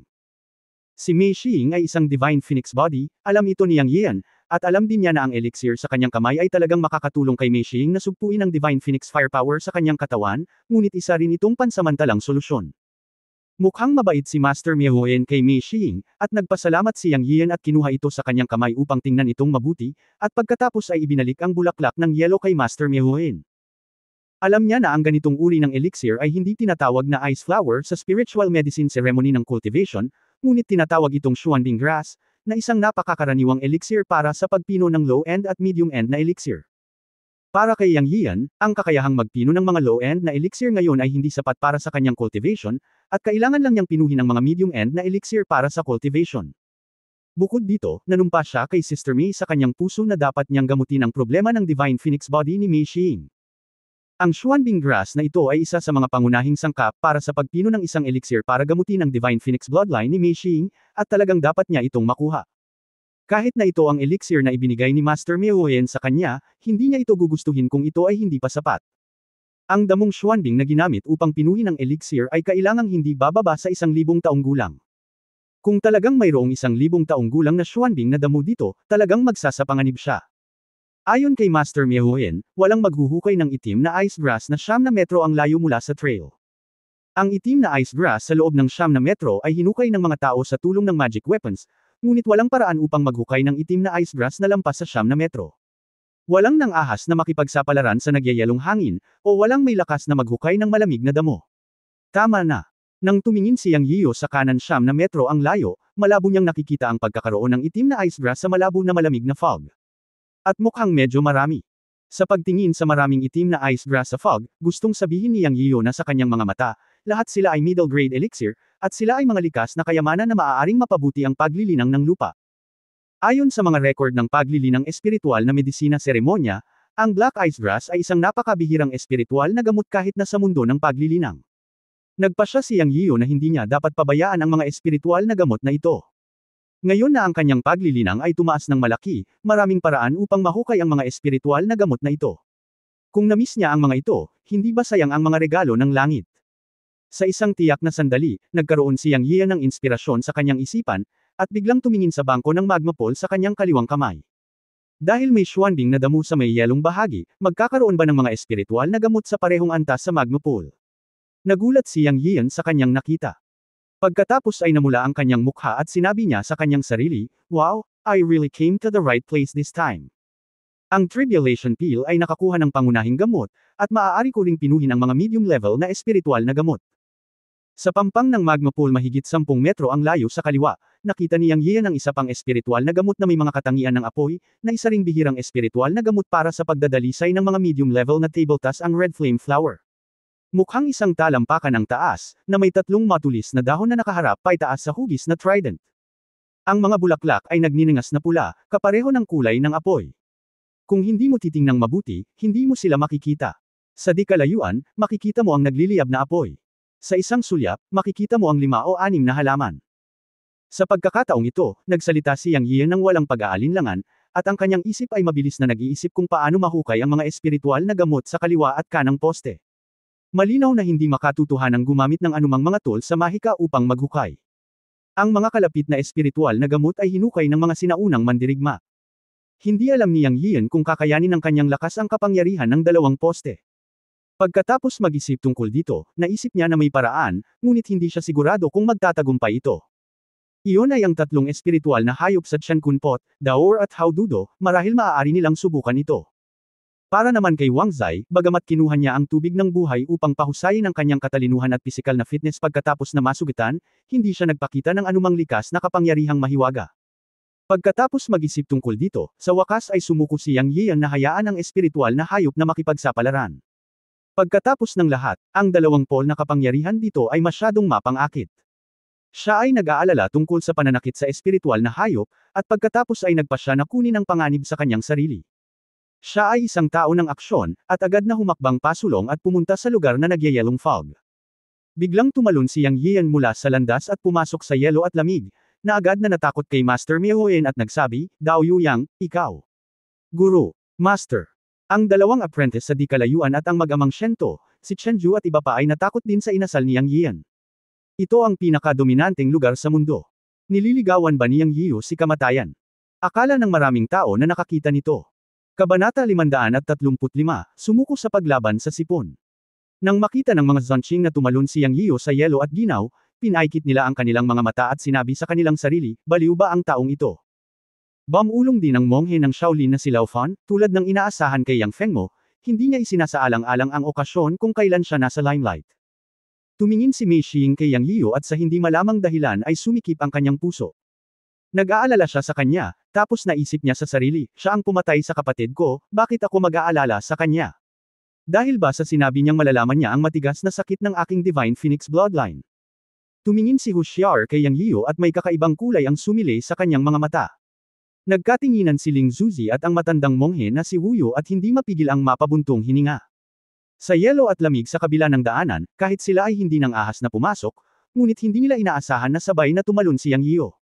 Ang tanga ba talaga ng batang ito? O sadyang napakataas ng kanyang lakas na hindi niya mapapansin ang yelo at lamig? Naalala pa ni Ling Zuzi ang payo ni Senior Brother Lei Ting na maaaring si Yang Yiu ang pangunahing puwersang tutulong sa kanya sa lihim na lugar na ito, kaya hindi niya hinayaang masangkot si Yang Yiu sa gulo. Ito ang dahilan kung bakit paulit-ulit na pumanig si Ling Zuzi kay Yang Yiu. Ngunit ngayon ay nagsimula na talagang magpakamatay si Yang Yiu, na nagpagalit kay Ling Zuzi. Totoong madaling mapatay ni Yang Yiu si Han Julan, at ikinumpara siya ng maraming tao sa isang malakas na tao sa virtual realm. Ngunit sa yelo at lamig, kahit ang totoong virtual na kaharian ay hindi maglalakas loob na makipagsapalaran ng madali. Pagkatapos ng lahat, ang cultivation realm ng batang ito ay ang advanced na ika-9 na antas lamang ng likas na kaharian. Napakalinaw ni Ling Zuzi tungkol dito. Ngayong tumalon siya sa yelo at lamig, wala itong pinagkaiba sa paghahanap ng kamatayan. Kaagad na sinabi ni Ling Zuzi sa malalim na boses, ang yelo at malamig na kapangyarihan ni kaibigan niyang ay pambihira. Kahit na ang tunay na malakas na tao sa virtual na kaharian ay hindi nang ahas hawakan ang gilid nito. Lumabas ka ng mabilis at huwag kang pumasok. Habang lumalakad ka mula sa maliit na landas, mas malaki ang yelo at malamig na kapangyarihan, at ikaw ay mamamatay. Amataba, Donor Yang, lumabas ka kaagad, ang yelo at malamig na hangin ay hindi dapat maliitin. Nagsalita din ang matandang monghe ni Shaolin na si Wu Yu. Tanging si Mudauran mula sa Qingcheng, ang matandang Lama Bolde mula sa Mizong Temple, at si Ding Changfeng mula sa Shenzong ang natutuwa, na nagnanais na si Yang Yian ay mas lumalim sa yelo at pagkatapos ay ma-freeze sa isang ice sculpture. Natural na alam ni Yang Yian ang iniisip ng lahat, at ngumisi at sinabing, huwag kang mag-alala, may mga mahahalagang espiritual na gamot na kailangan ko rito, na kailangang hukayin para makagawa ng mga table tasks para iligtas ang mga tao. Ang mga espiritual na gamot ay dapat makuha, at ako ay magiging maayos, huwag mag-alala. Pagkatapos noon, naglakad si Yang Yian patungo sa kailaliman ng yelo. Pinapawisan ang mga nag-aalala sa kanya, at pinasaya ang mga napupuot sa kanya. Ngunit para kay Yang Yian, dahil nakapasok na siya sa yelo, hindi siya babalik na walang dala. Totoo nga na ang kapangyarihan ng yelo ay talagang nangingibabaw. Sa kabutihang palad, ngayon ang oras kung kailan magtatagpo ang dalawang poste, at ito rin ang panahon kung kailan pinakamahina ang kapangyarihan ng yelo. Bilang karagdagan, sa malakas na totoong chi sa kanyang katawan, maaari pa rin niyang labanan ito. Gayunpaman, nang lumakad siya sa 9 na metrong yelo, biglang nagbago ang kanyang mukha. 9 na metro lang ang layo ng tunay na napakagandang lugar ng yelo. Bagamat nailipat niya ang kanyang tunay na enerhiya, isang layer ng hamog na nagyelo ang lumitaw pa rin sa kanyang katawan. Sa oras na ito, hinding-hindi agad susuko si Yang Yian. Matapos niyang isipin iyon, umikot ang tunay na apoy at isang set ng totoong fire defense ang lumitaw sa ibabaw ng kanyang katawan, at ang buong katawan ay tila naliligo sa apoy. Sa sirkulasyon ng tunay na apoy, natunaw ang hamog na nagyelo, at naging flexible ang mobility ng katawan. Muli siyang pumunta sa kailaliman ng yelo. Isang itim na ice grass ang lumitaw 3 metro ang layo sa kanya. Mukhang ito ay 500 taong gulang, na mas mahusay kaysa sa nakuha ni Master Miaoyin. Ang 3 metrong distansya ay napakalapit ngunit napakahirap, dahil nalaman ni Yang Yian na ang malamig na hangin ay tumaas ng 1 punto sa bawat hakbang pasulong. Sa kabila ng proteksyon ng tunay na apoy, naramdaman pa rin niya ang lamig ng buto. Buti na lang at nasa loob pa rin ito ng kanyang pagpaparaya. Nang dumating siya sa 500 taong gulang na itim na ice grass, inabot ni Yang Yian ang paghukay nito. Ngunit sa oras na ito, nang dumampi ang kanyang kamay sa ibabaw ng itim na yin grass, ang lamig na lumabas mula sa itim na ice grass ay agad na napatay ang tunay na apoy sa kanyang kamay, at ang kanyang kamay ay nagyelo. Sa isang iglap, binawi ni Yang Yian ang kanyang kamay at sumipsip ng malamig na hangin. Nakalimutan na niya na mas matanda ang itim na ice grass, mas lalong lumalamig ang nilalaman nito. Hindi tulad ng itim na ice grass na hinukay ni Master Miaoyin sa loob lamang ng 5 taon, ang nasa harap niya ay isang buong 500 taong gulang, at ang lamig ay 100 beses kaysa sa 5 taong gulang na itim na ice grass. Mabilis niyang hinikayat ang tunay na enerhiya at tunay na apoy upang lasawin ang yelo sa kanyang kamay. Sa pagtingin sa itim na ice grass sa kanyang harapan, naramdaman ni Yang Yian na walang magawa tulad ng paghawak ng hedgehog gamit ang kanyang mga kamay. Sa oras na ito, ang boses ni Master Yun Changxi ay tumunog sa kanyang isipan, at sinabi pa niya, bahong bata, sabihin mo sa akin kung ikaw ay tanga o hindi. Hindi mo kailangang gawin ang iyong mga buto ng kamay. Kung ayaw mo sa kaliwang kamay mo, ipagpatuloy mo ang paghuhukay. Matapos mapaalalahanan ng kanyang amo, biglang napagtanto ni Yang Yian na siya ay tanga. Sa katunayan, mas matanda ang itim na ice grass, mas malamig ito. Nang walang anumang paraan, ito ay magiging frozen sa isang ice sculpture. Gayunpaman, iba ito nang ang kanyang kanang kamay ay pinagsama sa mga buto ng kamay ng Tongbi Ape. Iyon ang buto ng isang prehistoric beast. Sa mga salita ni Master Yun Changxi, ito ay isang mas malakas na pag-iral kaysa sa dragon at phoenix. Agad niyang pinaandar ang buto ng kanang kamay para kunin ang itim na ice grass. Sa oras na ito, lahat ng nasa trail ay nakatingin kay Yang Yian. Nang makita nilang ginagamit ni Yang Yian ang kanyang kaliwang kamay upang hukayin ang itim na ice grass sa unang pagkakataon, agad na nanlamig ang kanyang kamay. Pagkaraan ng ilang sandali, nakita nila si Yang Yian na ginagamit ang kanyang kanang kamay upang maghukay. Maraming tao ang nag-isip sa sarili, hindi ba siya magyayelo kung ginamit niya ang kanyang kanang kamay? Baliw talaga itong si Yang Yian. Naglakas loob siyang lamusong ng mahigit 10 metro sa lalim ng yelo at lamig, at ginamit pa niya ang kanyang mga kamay upang direktang maghukay ng espiritual na gamot. Nililigawan lang niya si kamatayan. Alam ng maraming tao na naghukay ng itim na ice grass kung gaano kakilakilabot ang malamig na hangin na inilabas ng itim na ice grass sa sandali ng paghuhukay. Si Yang Yian ay talagang matapang na hukayin ito ng direkta gamit ang kanyang mga kamay. Siyempre, nakita rin ng lahat ang apoy na lumalabas sa katawan ni Yang Yian. Noon lang nila napagtanto na si Yang Yian ay isang dual system practitioner. Ang apoy sa kanyang katawan ay nagpatunay na siya ay isa ring taong Tianxing na may supernatural na kapangyarihan. Doon ay talagang hindi maraming dual system na sinaunang mandirigma sa buong mundo ng sinaunang martial arts. Hindi nakakagulat na naglakas loob siyang pumunta sa yelo at lamig. Hindi naman talaga siya nambobola, pero may kumpiyansa at lakas siya. Ngunit kahit na may apoy si Yang Yian sa kanyang katawan, hindi iniisip ng lahat na kayang labanan ng kanyang supernatural na apoy ang malamig na hangin. Napatunayan ng mga katotohanan na totoo ito. Nang hawakan niya ang itim na ice grass gamit ang kaliwang kamay, agad itong nagyelo. Ngayon ay binago niya ang kanyang kanang kamay upang hukayin ito. Mabisa pa kaya ito. Sa sumunod na sandali, nanlaki ang mata ng lahat. Agad na hinawakan ni Yang Yian ang itim na ice grass sa kanyang kamay sa pagkakataong ito. At hindi nasaktan ang kanang kamay ni Yang Yian.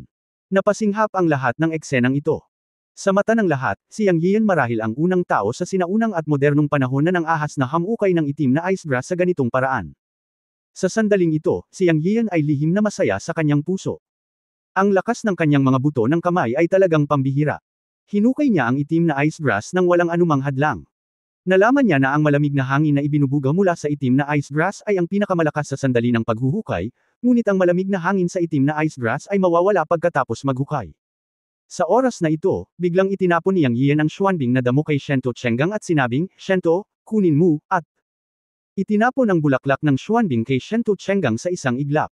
Hindi niya ito mailagay sa Chenkun pot sa publiko, para malaman ng mga tao na mayroon siyang sekreto sa pag-iimbak ng mga magic weapon.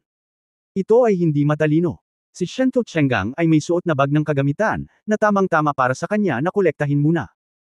Pagkatapos ay naghanda si Yang Yian na magpatuloy, dahil kailangan pa rin niya ng Xuanbing na damo na libu-libong taong gulang upang pinuhin ang mga elixir para kay Mei Xing upang gamutin ang kapangyarihan ng Shenfeng bloodline sa kanyang katawan. Hindi sapat ang 500 taon ng Xuanbing grass. May Xuanbing grass pa rin sa kailaliman ng yelo. Kung mas malalim ang Xuanbing grass, mas matanda ito at walang maghuhukay nito. Gayunpaman, pagkatapos lamang ng ilang hakbang, nalaman ni Yang Yian na ang lamig ay lumalakas, at ang tunay na apoy sa kanyang katawan ay hindi na kayanan nito. Aalis ito anumang oras. Kapag ang tunay na apoy ay namatay, siya ay nasa panganib na ma-freeze sa isang ice sculpture. Sa oras na ito, huminto si Yang Yiu at nagsimulang humingi ng tulong sa kanyang Panginoon, "Matanda, ang lamig dito ay masyadong malakas, ang aking tunay na apoy ay hindi kayang labanan ito, mayroon bang anumang paraan upang pigilan ang malamig na hangin? Bakit ko ito tatanggihan?" Direktang tanong ng boses ni Yun Changxi sa isipan ni Yang Yiu. Matanda, kung hindi ko ito lalabanan, hindi mo ako mapapa-freeze sa isang ice sculpture. Stupid, bipolar force ito.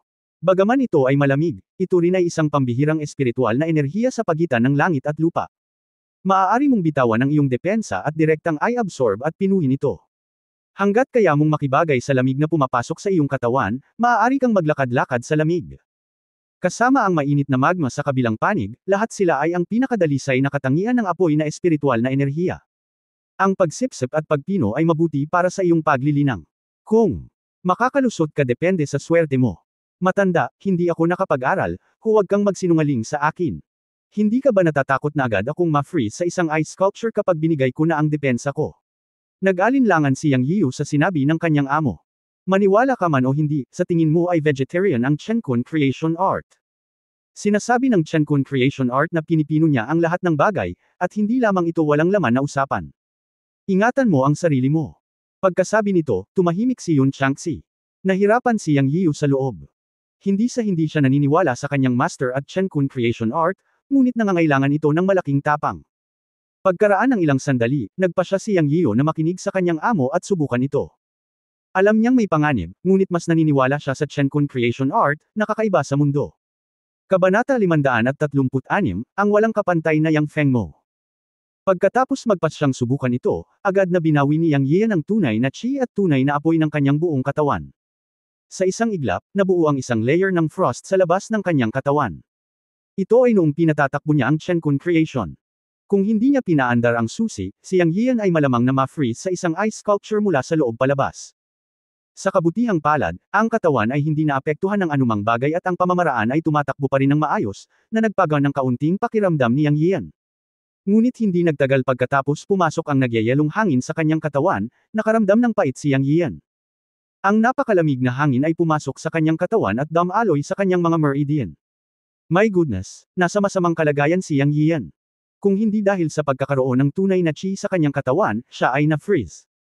Dumiretso sa kanyang kaluluwa ang nakakapanghinayang pakiramdam, na nagparamdam kay Yang Yian na ang kanyang kaluluwa ay nagyelo.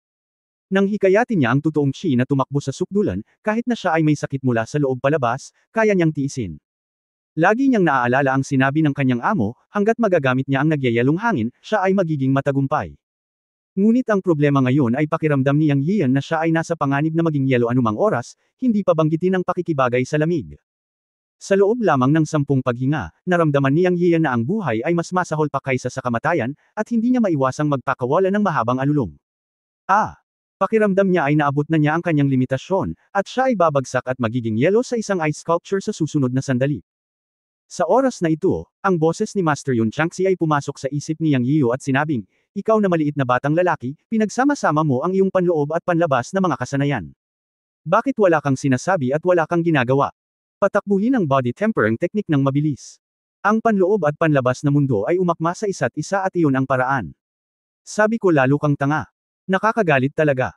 Nang marinig ang sumpa ni Master Yun Changxi, agad na nagalit si Yang Yiu at sinabing, "Ikaw na matanda, hindi mo sinabi sa akin na patakbuhin ang iyong panloob at panlabas na kakayahan." Halos hindi na ako makatiis at saka ako lumabas para magsalita ng sarcastic. "Anong intensyon mo? Gago ka, at sinisisi mo ako. Malinaw mong alam ang kapangyarihan ng nagyayelong kapangyarihan, ngunit hindi mo alam kung paano patakbuhin ang body tempering technique." Si Yang Yiu ay hindi idle sa away sa kanyang amo. Inactivate niya ang body tempering technique. Sa katunayan, hindi niya naisip iyon, ngunit natatakot siya na baka may magkamali kapag pinapatakbo ang body tempering technique sa lamig. Sa sandaling ito, labis siyang nanlumo sa sumpa ni Master Yun Changxi. Gayunpaman, pagkatapos tumakbo ang body tempering technique, talagang nabawasan ang nagyayelong kapangyarihan sa kanyang katawan. Nakahinga siya ng maluwag at tumigil sa pakikipagtalo sa kanyang amo. Kailangan muna niyang lampasan ang malamig na hangin. Matapos tumayo roon at patakbuhin ang kanyang panloob at panlabas na kakayahan, unti-unting umangkop si Yang Yian sa lamig. Sa mga mata ng mga tao sa landas, biglang huminto sa paggalaw si Yang Yian at isang layer ng frost ang lumitaw sa kanyang katawan. Dahil sa eksenang ito, namula ang mata ni Dugu Hui at Wu Jian, dalawa sa mga disipulo ni Yang Yian. "Guro!" Sigaw ng dalawa kay Yang Yian. Ngunit walang tugon mula kay Yang Yian. Ang isang balisa at naiinip na si Dugu Hui ay malapit nang humakbang sa lamig upang makita ang kanyang amo na si Yang Yian. Ngunit matagumpay siyang napaatras ni Shen Tu at sinabing, "Hindi, dapat ay maayos ang Sect Master. Kung talagang may problema siya, hindi frost ang lalabas sa katawan niya ngayon, kundi diretso siyang magyayelo sa isang ice sculpture. Mamamatay ka lang kung pupunta ka doon ng ganito." Bagamat nag-aalala rin si Shen Tu Chenggang at ang kanyang anak kay Yang Yian, mas naniwala sila sa kanya. Ang kanilang paglilinang ay mas mataas din kaysa sa Dugu Hui at Wu Jian. Naramdaman nila na normal pa rin ang hininga ni Yang Yian. Nakatayo lang siya doon nang hindi gumagalaw. Hulaan nila sa kanilang mga puso na si Yang Yian ay dapat lumaban sa malamig na kapangyarihan. Nakita rin ni Ling Zuzi at ng iba pa ang sitwasyon ni Yang Yiu at nag-alala sa kanya. Tanging si Muran daw, ang matandang lama at si Ding Changfeng ng Divine Sect ang natutuwa. Sa oras na ito, nagbago si Yang Yiu.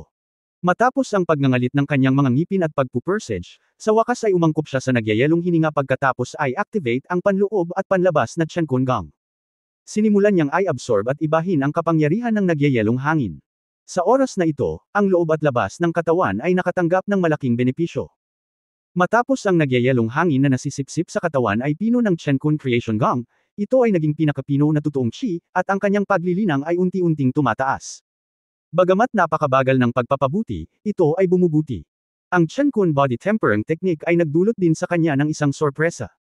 Matapos ang malamig na hangin na magpalamig sa katawan, naramdaman niya ang halatang epekto. Sa isang tiyak na sandali, ang katawan ni Yang Yiu ay gumawa ng basag na tunog, at ang hamog na nagyelo sa kanyang katawan ay agad na naging mga basag.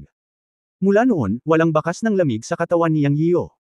Ang buong katawan ay muling nabuhay at ganap na inangkop sa mga aktibidad sa lamig.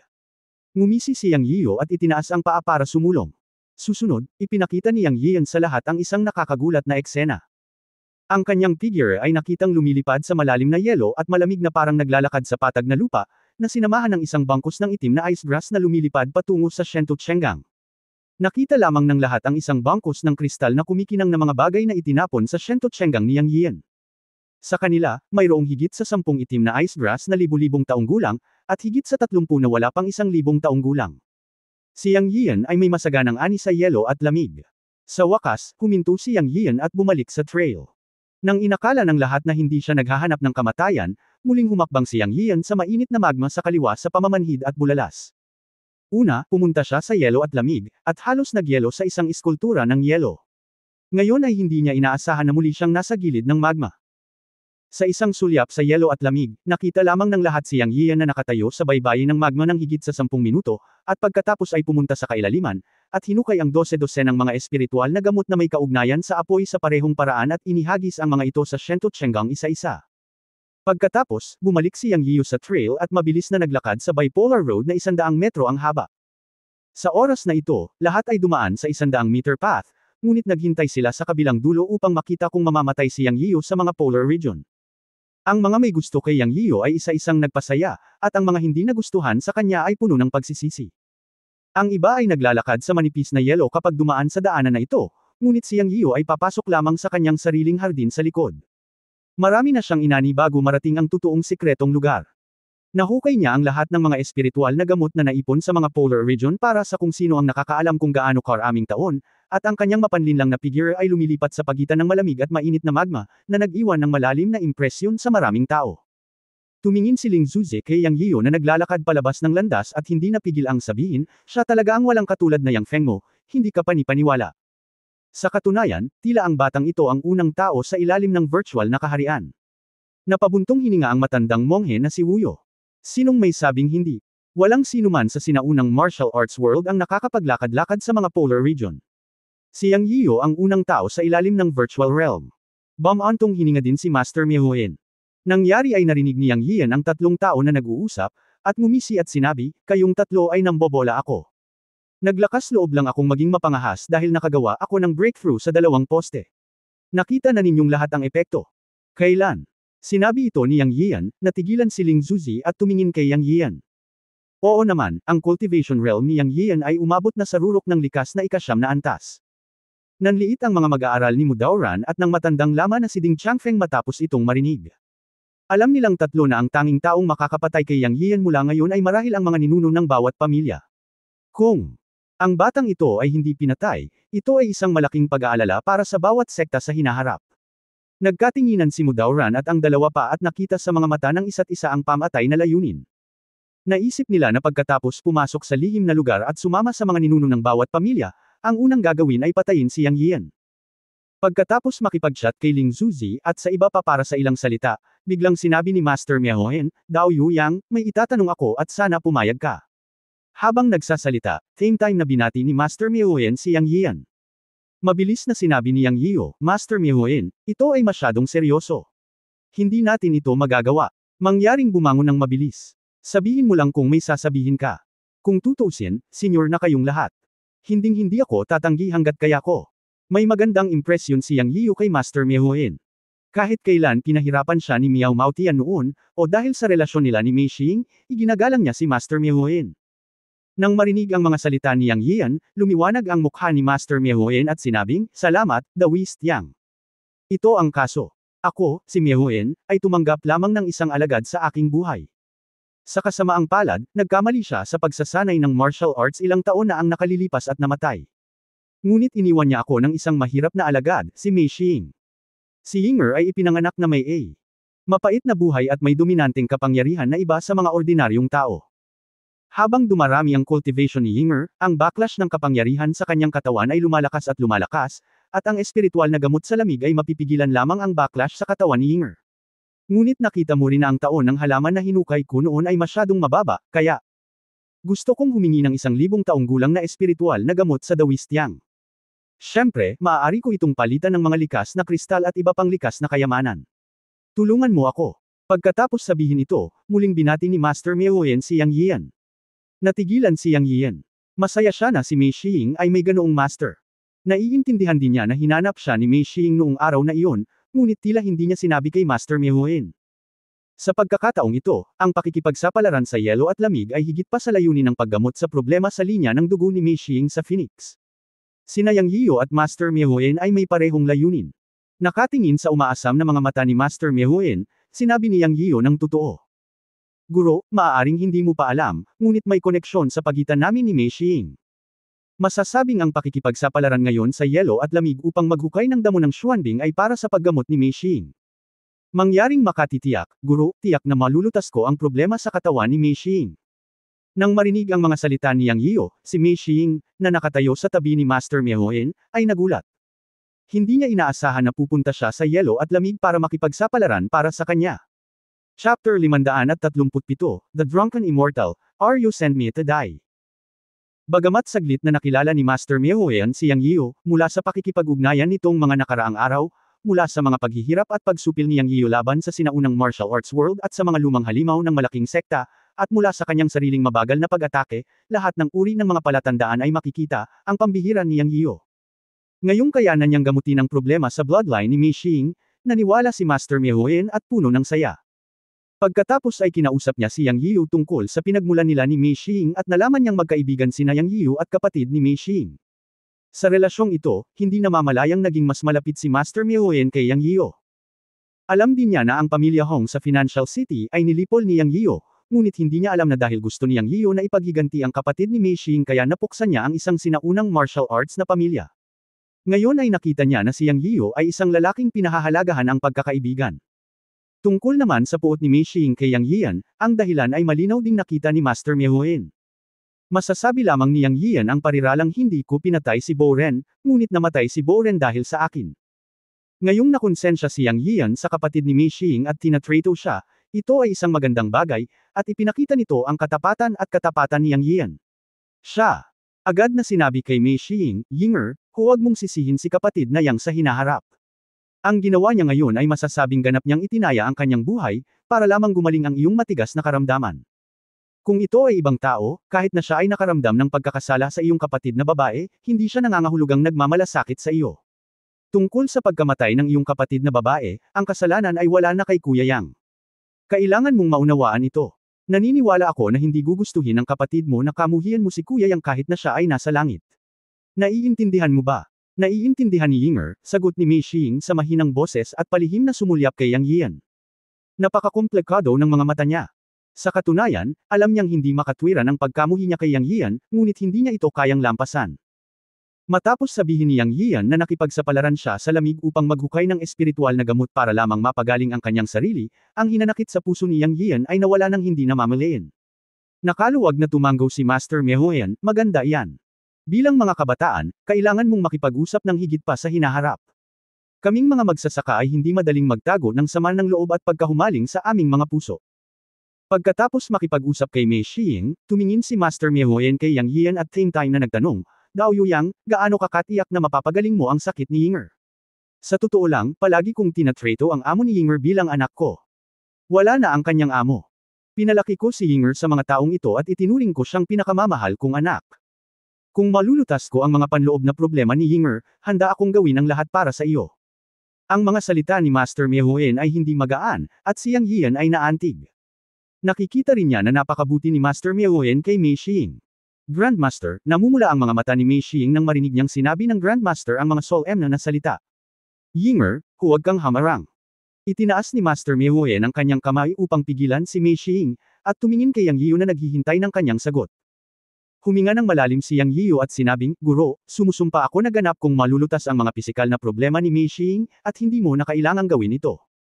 Mula sa panig ni Sister Mei, hindi ko papansinin si Mei Xing, mangyaring makatiyak, Guro. Salamat. Matapos mag-usap ng ilang salita ang tatlo, nagsimula na silang sumulong. Sa oras na ito, nakaalis na si Kunlun at ang iba pa. Ayon sa paglalarawan ni Master Meoyan, kung mauuna ka ng 100 metro, maglalakad ka palabas ng Jiemie Mountain, nakatumbas ng pagtawid sa buong Jiemie Mountain, at mararating mo ang isang napakalaking isang lambak na hindi makikita sa mga satellite. Ito ay isang sinaunang relic, at ang lambak ay ang tunay na lihim na lugar ng Changbai Mountain. Walang nakakaalam kung gaano katagal ang lihim na lugar na ito. Ito ay napaka-misteryoso at nahahati sa 3 lugar. Ang unang lugar ay tinatawag na Blackwater Swamp. Gaya ng ipinahihiwatig ng pangalan, mayroong mga Blackwater Swamp sa lahat ng dako. Maraming nagbabanta sa buhay, miyasma sa lahat ng dako, buhay na mga halaman, at makapangyarihang mga hayop at insekto na maaaring pumatay sa mga likas na sinaunang mandirigma. Ang pinaka-nakamamatay na bagay ay ang ilang mga latian sa loob ay maaaring corroded kapag nahulog ka sa kanila. May mga mapanganib na lugar sa lahat ng dako. Ngunit madalas na mas mapanganib ang lugar, mas maraming likas na kayamanan ang sinasamahan nito. Mayroong iba't ibang mga espiritual na gamot at kayamanan sa Blackwater Swamp sa unang lugar. Angkop ang lugar na ito para sa mga sinaunang mandirigma sa ibaba ng pangunahing antas ng ika-9 na antas ng likas na tuklasin. Ang Ang pangalawang lugar ay tinatawag na Blackstone Forest. Isa itong bundok at sirang sinaunang porma sayon. Ang panganib dito ay ilang beses na mas malakas kaysa sa Blackwater Swamp. Kahit na ang isang sinaunang mandirigma na may ikasyam na antas ng katutubo ay maaaring mapatay sa isang iglap kung hindi siya mag-iingat. Maraming relics ng cultivation civilization sa Black Mountain Forest. Mayroong mga kasanayan sa labanan, mga kasanayan at kahit na mga magic na armas. Depende ito sa kung may kakayahan kang makuha ang mga ito at kung may pagkakataon kang makuha ang mga ito. Sa pangalawang lugar na ito ng Black Mountain Forest, kung wala kang antas ng paglilinang sa itaas ng pangunahing antas ng ikasyam na antas ng likas, mamamatay ka kung pumasok ka. Tungkol naman sa ikatlong lugar, na tinatawag na Black Lotus Cave, balitang-balita na ang malalakas lamang sa Void Realm ang maaaring makapasok. Walang record kung ano ang umiiral sa loob at kung ano ang sitwasyon. Gayunpaman, mayroong isang alingaw-ngaw tungkol sa Black Lotus Cave na umiikot, at ito lamang ang alingaw-ngaw na umiikot hanggang ngayon. Sinabi ni Master Mehoe na ang Black Lotus Cave ay humahantong sa ibang mundo, na malamang na ang Mountain and Sea Realm. Habang nasa daan, sinabi ni Master Mehoe kay Yang Yiyo ang tungkol sa sitwasyon ng lihim na lugar ng Qiangbei Mountain, na nagbukas ng kanyang mga mata. Nahulaan niya sa kanyang puso na ang Black Lotus Cave ay malamang na yungib ng isang makapangyarihang sinaunang monghe. Siyempre, ang lahat ng ito ay malalaman lamang pagkatapos na makapasok sa lihim na lugar. Walang kamalay-malay, biglang may ilaw na nagliwanag sa harap ng kuweba. Sa wakas ay lumabas ang lahat sa kuweba sa hinterland ng Silence Mountain, at lumitaw ang isang lambak. Upang maging tumpak, hindi na ito maaaring ituring bilang isang lambak, ngunit mas katulad ng isang maliit na mundo. Sa mga mata ni Yang Yiyo, nakita niya ang walang katapusang kabundukan at luntiang primeval na kagubatan. Ang hangin ay naglabas ng isang napakasinaunang kapaligiran, na nagbibigay sa mga tao ng ilusyon ng pagpasok sa isang sinaunang sibilisasyon. Ang bawat halaman at puno dito ay puno ng sinaunang at primitive na hininga, at mas puno ng sigla. Ang antas ng espiritual na enerhiya ay higit sa 10 beses kaysa sa labas ng mundo. Huminga ng malalim at mararamdaman mo ang mga pores na comfortable sa iyong buong katawan at isip. Sa oras na ito, mayroong 1,000 talampakang bundok sa likuran nila, ngunit tiyak na hindi si Yang Yiyo ang Jimie Mountain. Walang buhay sa Jimie Mountain, kahit isang damo, ngunit ang bundok sa likod nila ay malago sa mga halaman at kahit na nagtataas ang mga puno. Lahat sila ay lumabas mula sa isang bitik ng bundok sa paanan ng bundok sa likuran nila. Ang kaibahan ng kapaligirang ito ay nagpagulo kay Yang Yiyo. Nasa Earth pa ba siya? Kung hindi dito sa Earth, ito ba ay talagang isang maliit na mundo? Ito ay tinatawag na isang lihim na lambak, ngunit sa paghusga mula sa lugar, ito ay hindi isang lambak sa lahat. Masasabi lamang na ang mundo ng paglilinang ay mahiwaga at mahiwaga, sa tulong ng kalikasan. Ngunit hindi ito nakakagulat. Alam ni Yang Yiyo mula sa pamana ng kanyang amo na ang universo ay misteryoso at ang mundo sa isang butil ng buhangin ay hindi lamang walang laman na usapan. Ang Qiankun Pot sa kanyang katawan ang pinakamagandang patunay. Marahil ito ay talagang isang relic ng isang sibilisasyon sa paglilinang. Nang iniisip niya ito, sinabi ni Ling Zuzi, nakarating na tayo sa lihim na lugar. Mga kapwa tawista, mangyaring maghanap ng mga pagkakataon. Ngunit tandaan na mayroon ka lamang 7 araw. Pagkalipas ng 7 araw, mawawala ang 2 polar force ng 100-meter path na pinasukan mo, at hindi ka na makakalabas. Matapos ipaliwanag ni Ling Zuzi ang ilang mga pag-iingat para sa lihim na lugar, ang daan-daang tao na pumasok ay naghiwa-hiwalay at umalis sa lahat ng direksyon, naghahanap ng kanilang sariling mga pagkakataon. Hindi nakakalimutan ni Yang Yiyan ang sinabi sa kanya ng matanda pagkapasok niya sa lihim na lugar, ngunit ngayon ay hindi niya nakita ang matanda, kaya medyo natarante siya. Baka nakalimutan na ng matanda. Basta. Nang iniisip niya ito, biglang lumapit sa kanya si Ling Zuzi at nagsabi, Dao Yuyang, ito ay isang liham na hiniling sa akin ng aking kapatid na si Lei Ting na ipasa sa iyo. Natigilan si Yang Yiyan, at pagkatapos ay bigla siyang nagtanong, ano ito? Naunawaan na niya ngayon na ang mga salita ng matanda tungkol sa paghahanap sa kanya pagkatapos pumasok sa lihim na lugar ay isang liham na isinaayos ni Ling Zuzi na ibigay niya sa kanya. Umiling si Ling Zuzi at sinabi sa akin ni Brother Lei Ting na huwag hayaang makita ito ng matandang Daoist na ito. Ito ay isang personal na liham para sa iyo. Sa katunayan, may 6 na tao na may katulad na mga titik, ikaw, ako, Kunlun Zhanqing, Mei Xing ng MA, ang munting monghe na si Lao Fan ng Shaolin, Husyaner ng Northeast Hu family, at Chen Chengxiang ng Tiangang Mountain. Dahil nakapasok ka sa lihim na lugar, may masasabi sa iyo ang matandang Daoist na ito. Mayroong ilang mga sinaunang mandirigma sa virtual na kaharian na katulad ng aking kapatid na si Lei Ting ng Kunlun sa 8 pangunahing sekta ng Jiushou. Sa katunayan, binabantayan nila ang isang daanan sa lihim na lugar ng Qiangbei Mountain. Sa pagkakataong ito, pinili ni kapatid na Lei Ting ang 6 sa inyo. Dapat itong may kaugnayan sa pagbabantay sa daanan. Hindi ko alam kung ano ito partikular. Dapat nasa sulat. Mababasa mo ito sa iyong sarili. Bilang karagdagan, ang matandang Daos na ito ay nag-isip na ilang mga lumang immortal sa virtual na kaharian sa ibang bansa ang nakapasok din sa lihim na lugar. Malamang na nauugnay ito sa CP at kung ano ang gusto nilang gawin, ngunit nasaktan mo na ang Divine Sect at ang Yinyo Sect ngayon. Mag-ingat ka sa pagpasok mo dito. Tumango si Yang Yiyo. Alam niya ang tungkol sa daanan.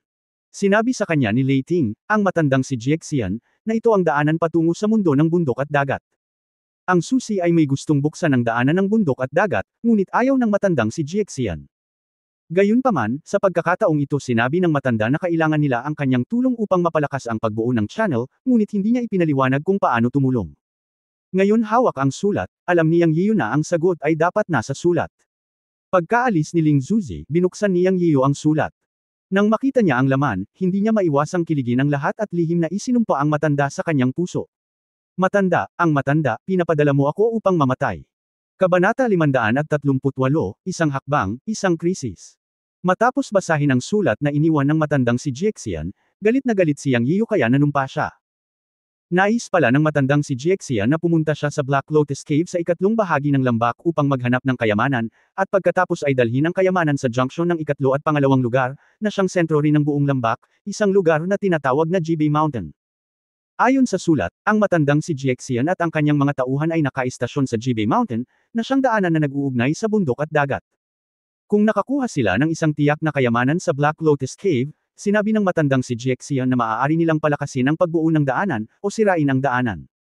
Sinabi rin sa sulat na sa pagkakataong ito ay magkakaroon ng 5 tao na karapat-dapat sa kanya. Lumingon si Yang Yiyo at nakitang may 5 tao pa sa field, si Zhang Qingren mula sa Kunlun, ang munting monghe na si Lao Fan mula sa Shaolin Temple, Mei Xing mula sa Emi, at Chen Chengxiang mula sa Tiangang Mountain. Nagkataon na sila ang mga henyo ng 5 pangunahing sekta at ang nangungunang 5 numero sa listahan ng nangungunang 10 halimaw. Nang makitang bawat isa sa kanilang 5 ay may hawak na liham, walang duda na nakatanggap sila ng mga tagubilin mula sa kanilang mga ninuno. Kung ang nilalaman ay pareho sa kanya, ito ay hindi alam. Ayon sa sinabi ng matandang diwata ng alak, ang mga taong nagbabantay sa daanan patungo sa kaharian ng bundok at dagat ay dapat na mga ninuno ng 8 pangunahing sekta sa Jiusho, at bawat isa sa kanila ay isang makapangyarihang tao sa virtual na kaharian. Ngayon ay pumili na sila ng demonyo mula sa kani-kanilang mga sekta para lumahok sa treasure hunt mission sa Black Lotus Cave, na nangangahulugan lamang na hindi simple ang kayamanan sa Black Lotus Cave. Makatuwiran na kung mayroong 8 ninuno ng mga pangunahing puwersa na nagbabantay sa daanan, magkakaroon ng 8 demonyo mula sa iba't ibang pamilya na lalahok, ngunit ngayon ay 6 na lamang sila. Walang samipot sa 3 pamilya sa ilalim ng iba, kaya dapat may problema. Ngunit ang lahat ng ito ay mga walang kabuluhang bagay. Para kay Yang Yian, nakatuon ang pansin sa Black Lotus Cave at iba pang lugar. Ayon sa Master Miehoen, ang mga panganib sa ikalawang distrito ng 3 distrito ng lambak ay maaaring pumatay sa likas na 9 na antas na mahusay na pagiging perpekto, hindi pa banggitin ang Black Lotus Cave sa ikatlong distrito. Kaya naisip ni Yang Yian na ito ang matandang engkanto ng alak na humahampas sa kanya. Walang duda na ang Black Lotus Cave sa ikatlong distrito ay mamamatay. Sa sandaling ito, ang pagmumura pagkatapos basahin ng liham ay itinuturing na magaan. Bukod dito, hindi tinukoy ng liham kung anong kayamanan ang dapat na kukunin ng 6 sa Black Lotus Cave. Sinabi lang nito na malalaman nila pagkatapos nilang pumunta sa Black Lotus Cave.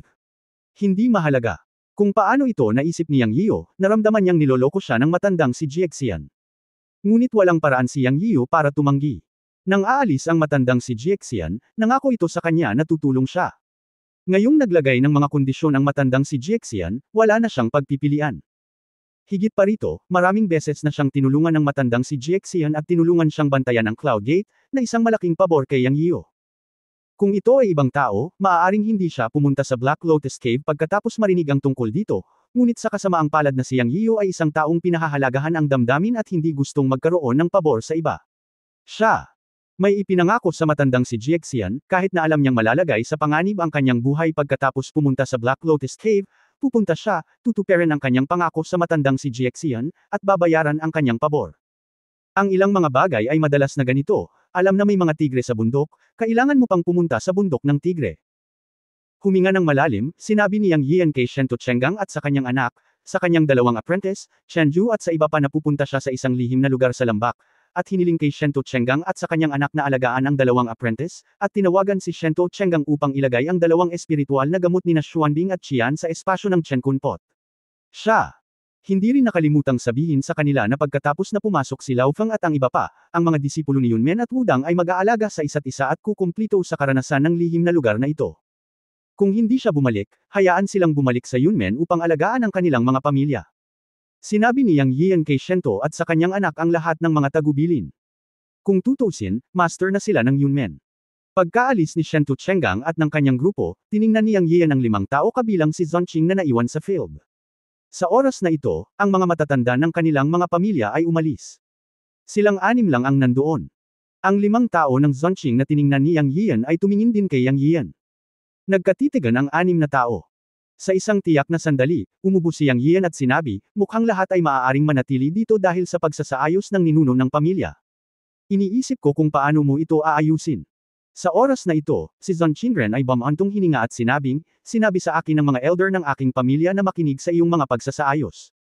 You can do whatever you want, pero depende sa mood ko kung makikinig ka o hindi. Ang batang monghe ni Shaolin na si Lao Fan ay binibigkas ang pangalan ng Buddha at sinabi, Amataba, makikinig din ako sa pagsasaayos ng matandang monghe. Trip lang yan sa Black Lotus Cave. Hindi mahalaga kung sino ang papakinggan ko. Ang matandang monghe na binanggit ni Lao Fan ay ang kanyang Panginoon. Pagkatapos ay tumingin si Hushyaner sa kanya at sinabing, si Brother Zan ang pinuno ng 10 manggagawa ng kasamaan. Makikinig ako kay Kuya Zan.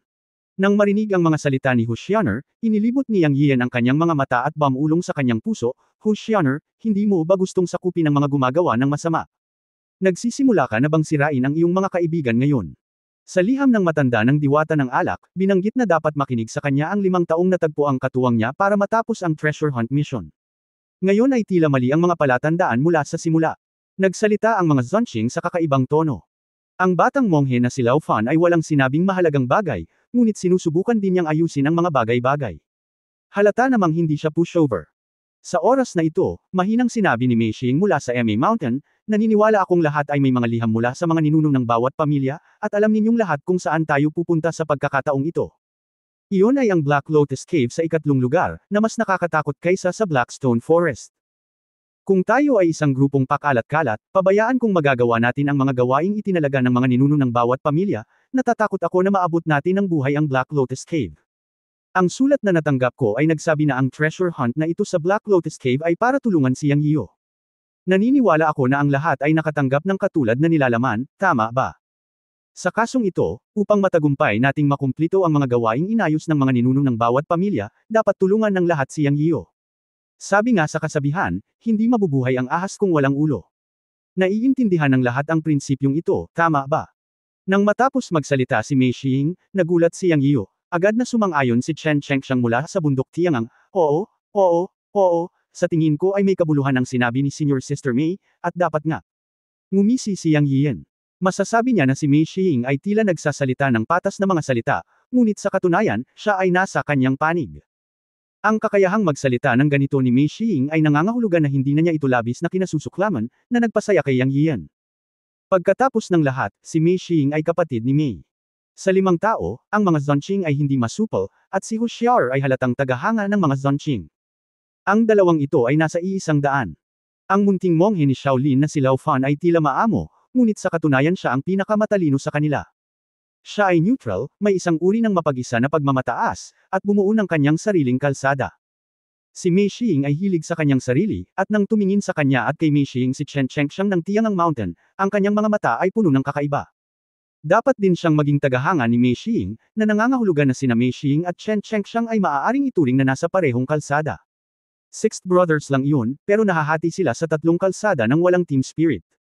Alam ni Yang Yian na kung magpapatuloy ito, magiging eksakto kung ano ang sinabi ni Mei Xing. Sa huli, baka hindi na nila maabot ang Black Lotus Cave at mamatay. Tungkol sa isang resulta, alam ni Yang Yian na ito ay dahil ang mga masasamang ito ay masyadong mayabang. Kung hindi sila hahayaang makaranas ng kaunting pagkawala, hindi nila mauunawaan ang pagtutulungan ng magkakasama. Kaya ngumiti si Yang Yian at sinabing, wala akong pakialam kung tulungan nila ako o hindi. Sabay na tayong pumunta saan man tayo magpunta. Pagkatapos noon, hindi na pinansin ni Yang Yian ang mga masasamang ito at direktang pumili ng direksyon na pupuntahan. Sa likod ng sulat na iniwan ng matandang si Jiexian, may rutang mapapatungo sa Black Lotus Cave.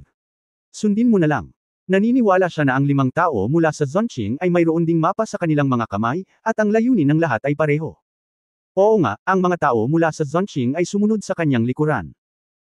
Kahit na ang ruta patungo sa Black Lotus Cave ay espesyal na inayos ng matandang si Jiaxian, ito ay naiiba sa ruta ng iba pang mga sinaunang mandirigma, ngunit kailangan din itong dumaan sa Blackwater Swamp sa unang lugar at sa Blackstone Forest sa pangalawang lugar, at pagkatapos ay pumasok sa Black Lotus Cave sa ikatlong lugar.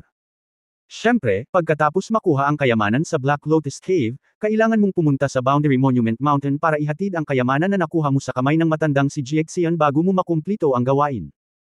Ayon sa paglalarawan ni Master Miao Yen sa 3 lugar ng Changbai Mountain Secret Land, halos lahat ng dako ay puno ng panganib, na nangangahulugan na mula ngayon, bawat hakbang ay isang krisis.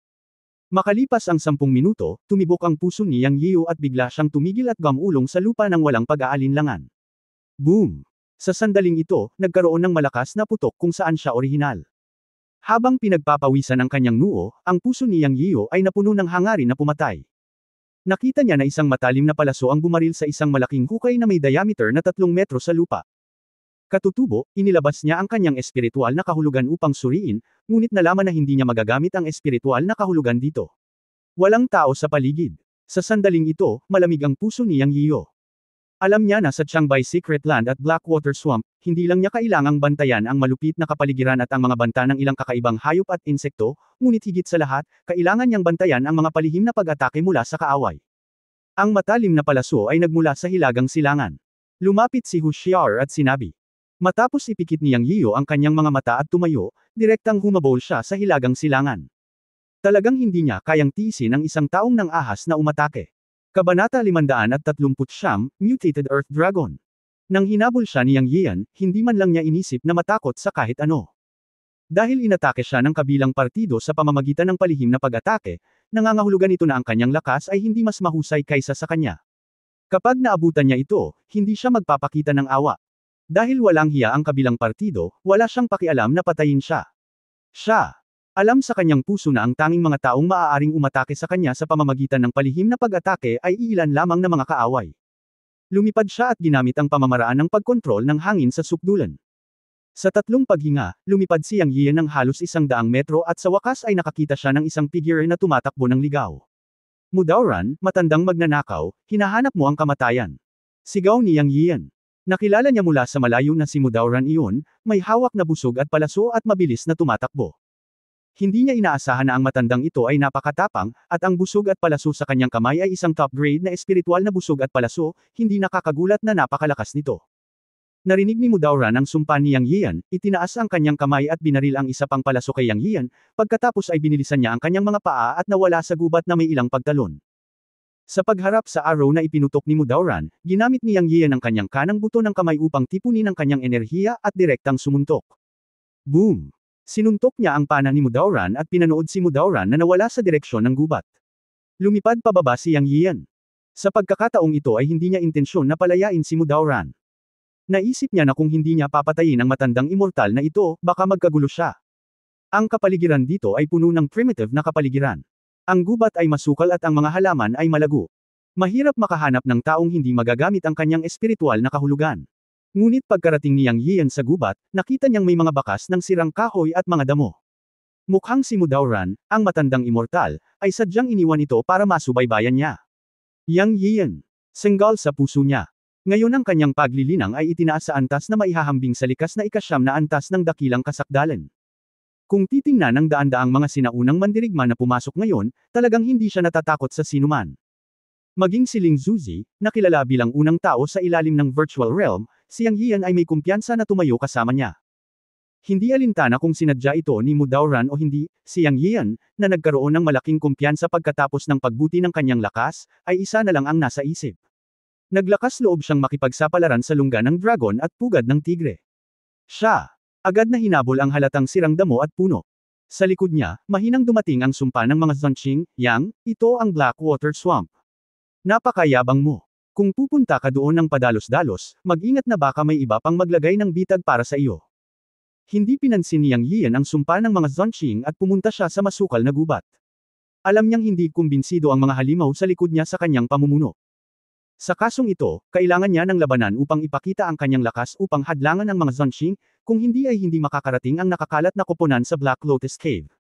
Dumaan sa gubat, ang figure ni Yang Yian ay parang multo, kasunod ng dagta na natapakan ni Mudauran.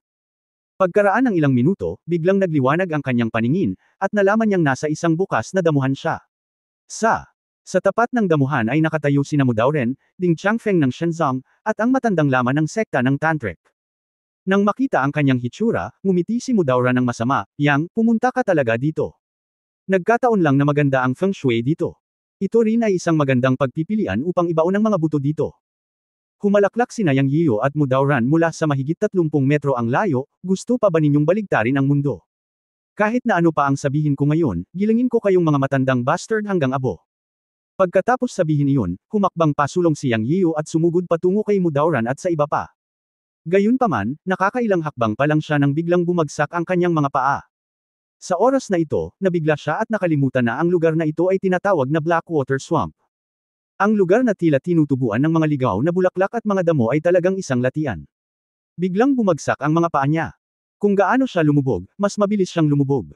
Ang tawa ni Mudauran ay umalingaw-ngaw sa kanyang mga tainga, "Munting magnanakaw, huwag mong isipin na ikaw ay hindi magagapi dahil lamang sa ikaw ay mas malakas. Ikaw ay isang baguhan dito. Babalatan kita ng buhay ngayon." Tumawa si Mudauran na parang baliw. Pagkatapos ay nakita ni Yang Yian si Mudauran na umabot at naglabas ng isang maliit na bote ng porselana mula sa kanyang mga braso. Sa sandaling binuksan niya ang takip, isang kakaibang halimuyak ang bumungad sa hangin. Sa susunod na sandali, malungkot ang mukha ni Mudauran at tumawa siya ng malakas, "Munting magnanakaw Yang, dahan daw ang laruin ang Mutant Earth Dragon sa latian. Hayaan mong ipakilala kita. Ang Earth Dragon sa Blackwater Swamp ay hindi isang ordinaryong bagay.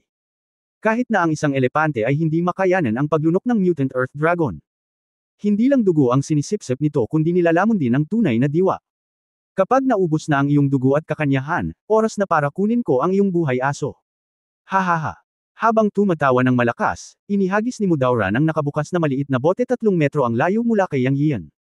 Malinaw na nakikita ni Yang Yian na ang maliit na bote ay umaagos mula sa isang asul na likido na may mabangong amoy.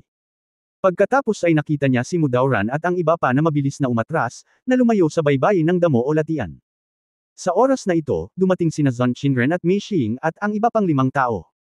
Nakita nila si Mudauran at ang iba pa mula sa malayo at agad nilang naunawaan na si Yang Yiyo ay nalinlang. Bagamat hindi sila kumbinsido ni Yang Yiyo, alam din ni Zhon Qinren na silang 5 ay palaging kakampi ni Yang Yiyo, at least pare-pareho sila sa kanilang mga layunin para sa Black Lotus Cave. Matapos makita si Yang Yiyo na nakulong sa latian, nagbago rin ang mga mukha ng 5 Zhon Qinren.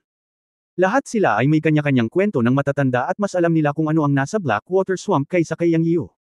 Nang makita si Yang Yiyo na nakulong sa latian, susugod na sana si Zhon Qinren para iligtas siya, ngunit ang hindi inaasahan ni Zhon Qinren ay sumigaw si Yang Yiyo, "Huwag kang lalapit. May mga mutated Earth Dragon sa swamp. Huwag makipagsapalaran. Kakayanin ko." Sumipsip si Zhon Qinren ng malamig na hangin nang marinig niyang nagsalita si Yang Yiyo. Ngayon lang siya nakapag-react sa kung ano ang ibig sabihin ng kakaibang halimuyak sa hangin.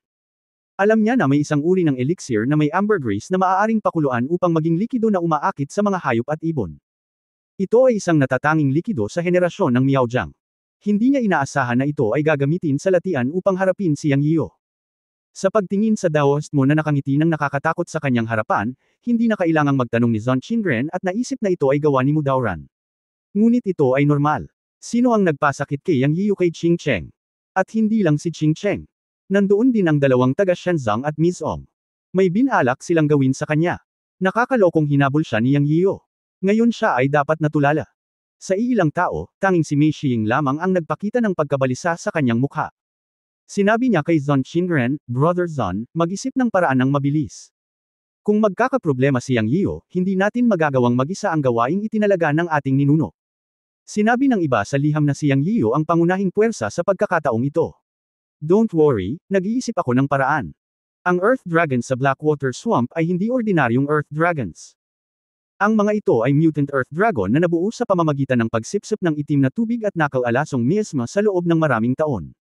Bukod sa sobrang lason, kapag nakagat, ang lason ay 10 beses na mas malakas kaysa sa cobra. Kahit na ang isang congenital na sinaunang mandirigma ay halos hindi makayanan ito. Wala talaga akong maisip na paraan for a while." Paliwanag ni Zhon Qinren. Sa oras na ito, si Yang Yiyu ay 10 metro ang layo mula sa kanilang 5, at hindi ito maabot ng mahabang whip magic weapon. Sa oras na ito, sinabi ng monghe ng Shaolin na si Lao Fan, "Amataba, susubukan ko." Pagkatapos sabihin iyon, mabilis na gumawa ng spell si Lao Fan gamit ang kanyang mga kamay. Lumakas ang aura sa paligid niya. Sa susunod na sandali, bigla niyang hinawakan si Yang Yiyu sa ere. Biglang, isang gininto ang kamay ang nakaunat sa hangin at naging isang 3 metrong higanteng kamay, hinawakan si Yang Yiyu, sinusubukang kunin si Yang Yiyu mula sa latian. Sa isang kisap mata, ito ay 1 metro sa harap ni Yang Yiyu. Ang kakaibang kasanayan ni Shaolin, ang Bodhidharma Dragon Hand, hindi ko inaasahan na matagumpay na Nos-an ay si Junior Brother Lao Fan. Congratulations! Hindi napigilan ni Zhon Qingren na sabihin. Sa katunayan, naisip lang niyang gumamit ng katulad na paraan para sapilitang agawin si Yang Yiyu mula sa latian, ngunit nakagawa na si Lao Fan ng hakbang. Gayunpaman, sa oras na ito, ang tunog ng pagbagsak sa hangin ay narinig sa mga tainga ng maraming tao.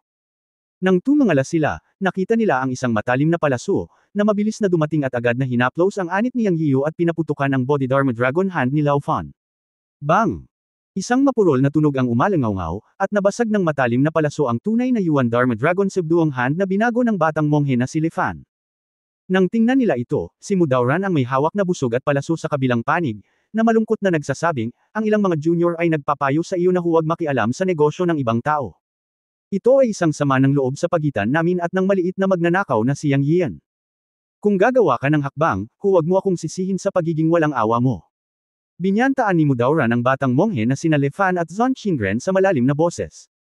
Dahil dito, nagalit ang batang monghe na si Li Fan, "Old bastard, talagang aasikasuhin ko ang walang ginagawang negosyo ngayon."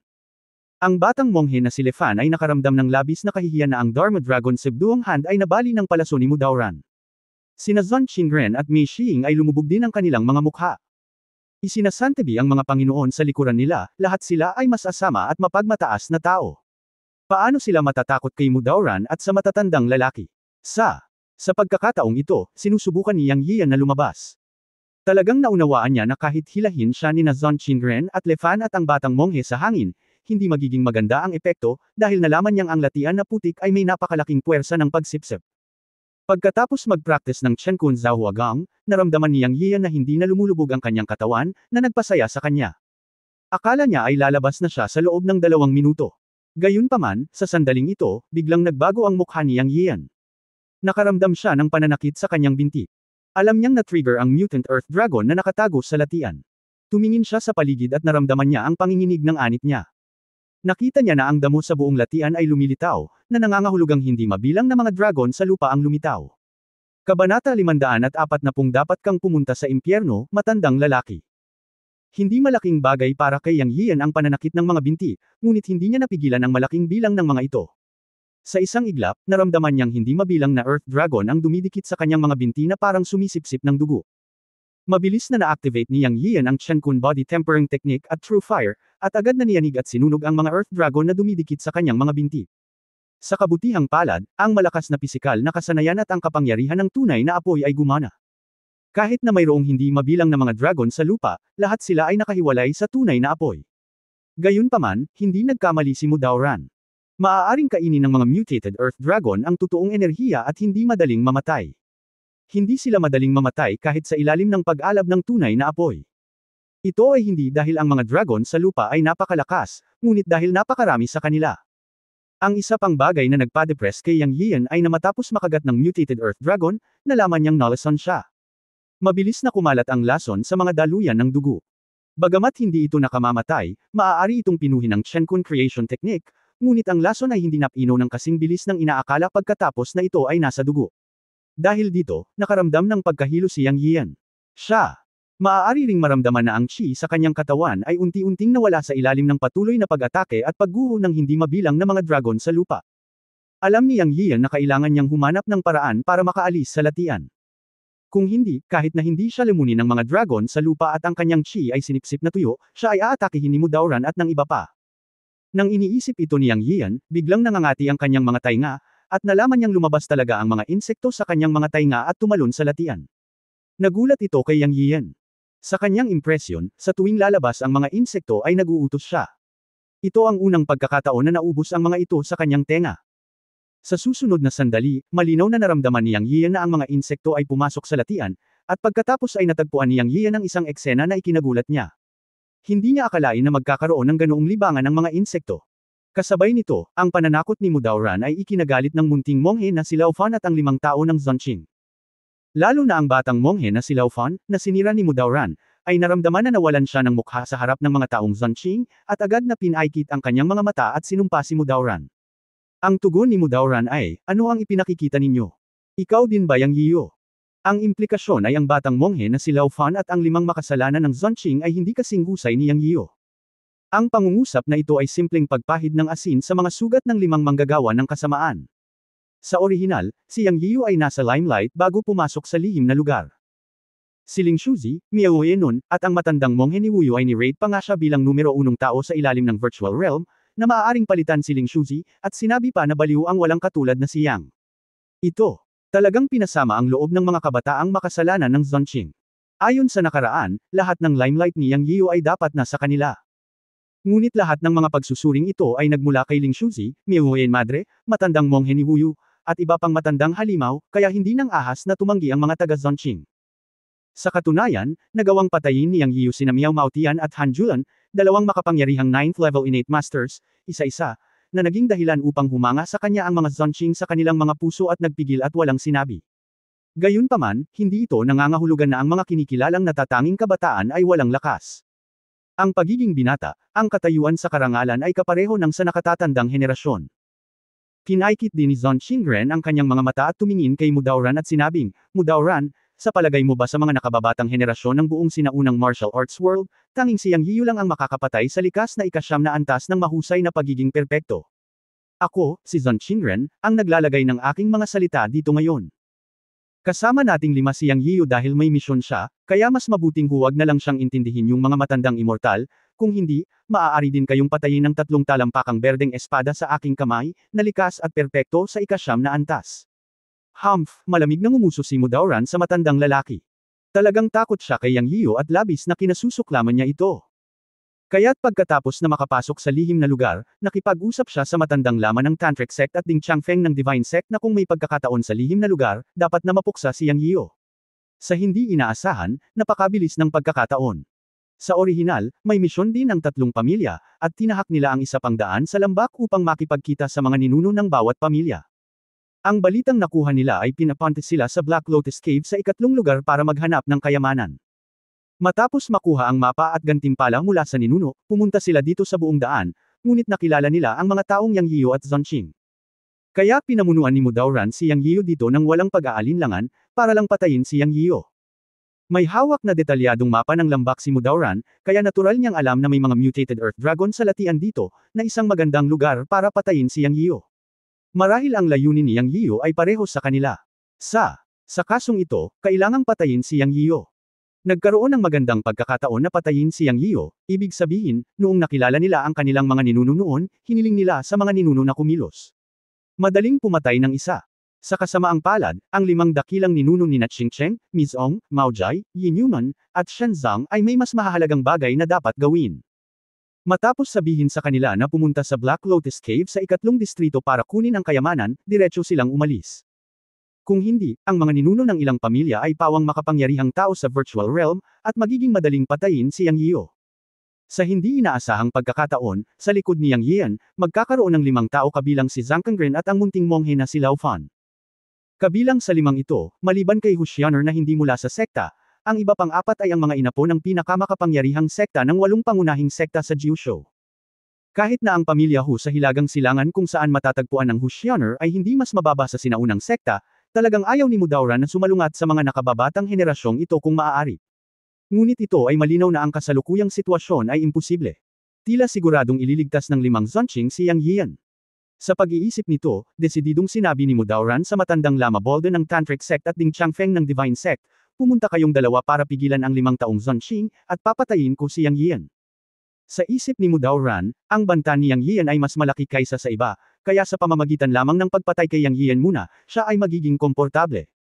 Nang marinig ang mga salita ni Mudaoran, nagkatinginan ang matandang Lama Bolde at Ding Changfeng, at agad na umikot sa gilid ng latian upang harapin ang mga Zonqing. Anyway, hindi mailigtas ng 5 tao ng Zonqing si Yang Yian. Sa kabilang panig, sina Hu Xiaor ng Zhongqing, Lao Fan ng Munting Monghe, Mei Xing at Chen Chengxiang ng Bundok Tiangang ay nasa estado pa rin ng paggawa ng mga bagay ng nakapag-iisa. Malinaw na nakikita ni Yang Yian na maaari silang magdusa sa mga kamay ng matatandang ito. Ngunit sa oras na ito, wala siyang oras na mag-alala tungkol sa kanila, dahil tutulungan siya ng uod sa lalong madaling panahon. Ang hindi inaasahan ni Yang Yian ay pagkatapos lumabas ang uod sa tainga, pumunta ito sa latian, at pagkatapos ay humarap sa hindi mabilang na mutant earth dragons, nagsimulang kumain ang uod. Pagkabukas nito, bibig, hindi mabilang na earth dragon ang pumasok sa bibig ng uod. Ang bibig nito ay parang black hole na nilamon lahat. Napakahinala ni Yang Yian. Mayroon bang ibang puwang sa tiyan ng mukha ng tao na espiritong uod? Naisip ni Yang Yian na napakaposible ng ideyang ito. Kung hindi, paano malalamon ng isang maliit na uod na kasing liit ng isang kuko ang bawat kalahating talampakang mutant earth dragon sa tiyan nito? At madalas na hindi mabilang na mga dragon sa lupa ang pumasok sa tiyan ng uod, ang mga dragon sa lupa ay mga bulate, sa panahon ng paglunok. Kung sasabihin mong walang tiyankon sa tiyan ng uod, hindi maniniwala si Yang Yian kahit na siya ay bugbugin hanggang mamatay. Gayunpaman, ayon kay Master Yun Changxi, ang mukha ng tao na espiritong insekto ay isang kakaibang uri ng hayop mula pa noong sinaunang panahon, kaya normal na ang espiritong insektong ito ay may kakaibang talento. Wala pang 10 paghinga, nilamon na ng insekto ang karamihan sa mga mutant earth dragon na nakapaligid sa kanya. Sa 3 paghinga, naramdaman ni Yang Yian na makakalabas na siya sa latian. Hindi ko talaga akalain na ang insekto pala ay may ugali na kumain ng earth dragons. Sa oras na ito, isang tunog ng paglusob sa hangin ang dumating, at pinaikit ni Yang Yian ang kanyang mga mata, itinaas ang kanyang kamay at sinuntok ang isang matalim na palaso na nakatutok sa kanya. Hindi man makagalaw ang kanyang mga paa sa latian, nakakagalaw naman ang kanyang mga kamay. Mudauran, matandang lalaki, halika rito kung mayroon kang lakas ng loob. Alam ni Yang Yian na si Mudauran ang bumaril ng palaso. Sa oras na ito, ang 5 tao mula sa Zhongqing ay nakikipaglaban na sa matandang lama at iba pa mula sa Tantric sect, at wala silang oras para pangalagaan si Yang Yian. Walang paraan na ang kabilang panig ay may mas maraming tao. Si Mudauran ay tumawa ng masama, Yang, ang munting magnanakaw, ay muntik ng lamunin ng mutated earth dragon, tama ba? Hahawag kang umasa na dadating ako at ipapadala kita sa langit. Sa isip ni Mudauran, kalahati ng katawan ni Yang Yian ay nasa latian, at nagwiwisik siya ng ambergris sa latian upang gawing mga dragon ang lupa sa latian. Sa oras na ito, dapat ay pinanghawakan ni Yang Yian. Upang maiwasan ang anumang aksidente, binali ni Mudauran ang kalahati ng kahoy na istaka sa tabi niya gamit ang isang palad, dumulas patungo kay Yang Yian, at pagkatapos ay lumipad siya at tumayo sa bulok na kahoy, handang tumawid at patayin si Yang Yian sa lalong madaling panahon. Ngumisi si Yang Yian sa kanyang puso, at natural na nahulaan kung ano ang ibig sabihin ni Mudauran, ang matandang immortal. Sinadya niyang binago ang mukha at namutla ng husto, naghihintay na makalapit si Mudauran sa kanya. Lalong gamaan ang pakiramdam ni Mudauran nang makita niya ang mukha ni Yang Yian. Alam ng matanda na ang magic bow sa kanyang kamay ay hindi makakasakit kay Yang Yian, kaya kinuha niya ang kanyang sariling magic weapon at isang palm talisman mula sa kanyang mga braso. Ito ang talisman ng espada na ibinigay sa kanya ng mga ninuno ni Qing Cheng. Ngumisi siya, pumunta ka sa impyerno, munting magnanakaw. Si Yang Yian ay may layuning pumatay sa kanyang puso. Sa pagtingin sa pag-atake ni Mudauran, bamulong siya, pumunta ka sa impyerno, lumang bagay. End of this chapter. Abangan ang susunod na kabanata.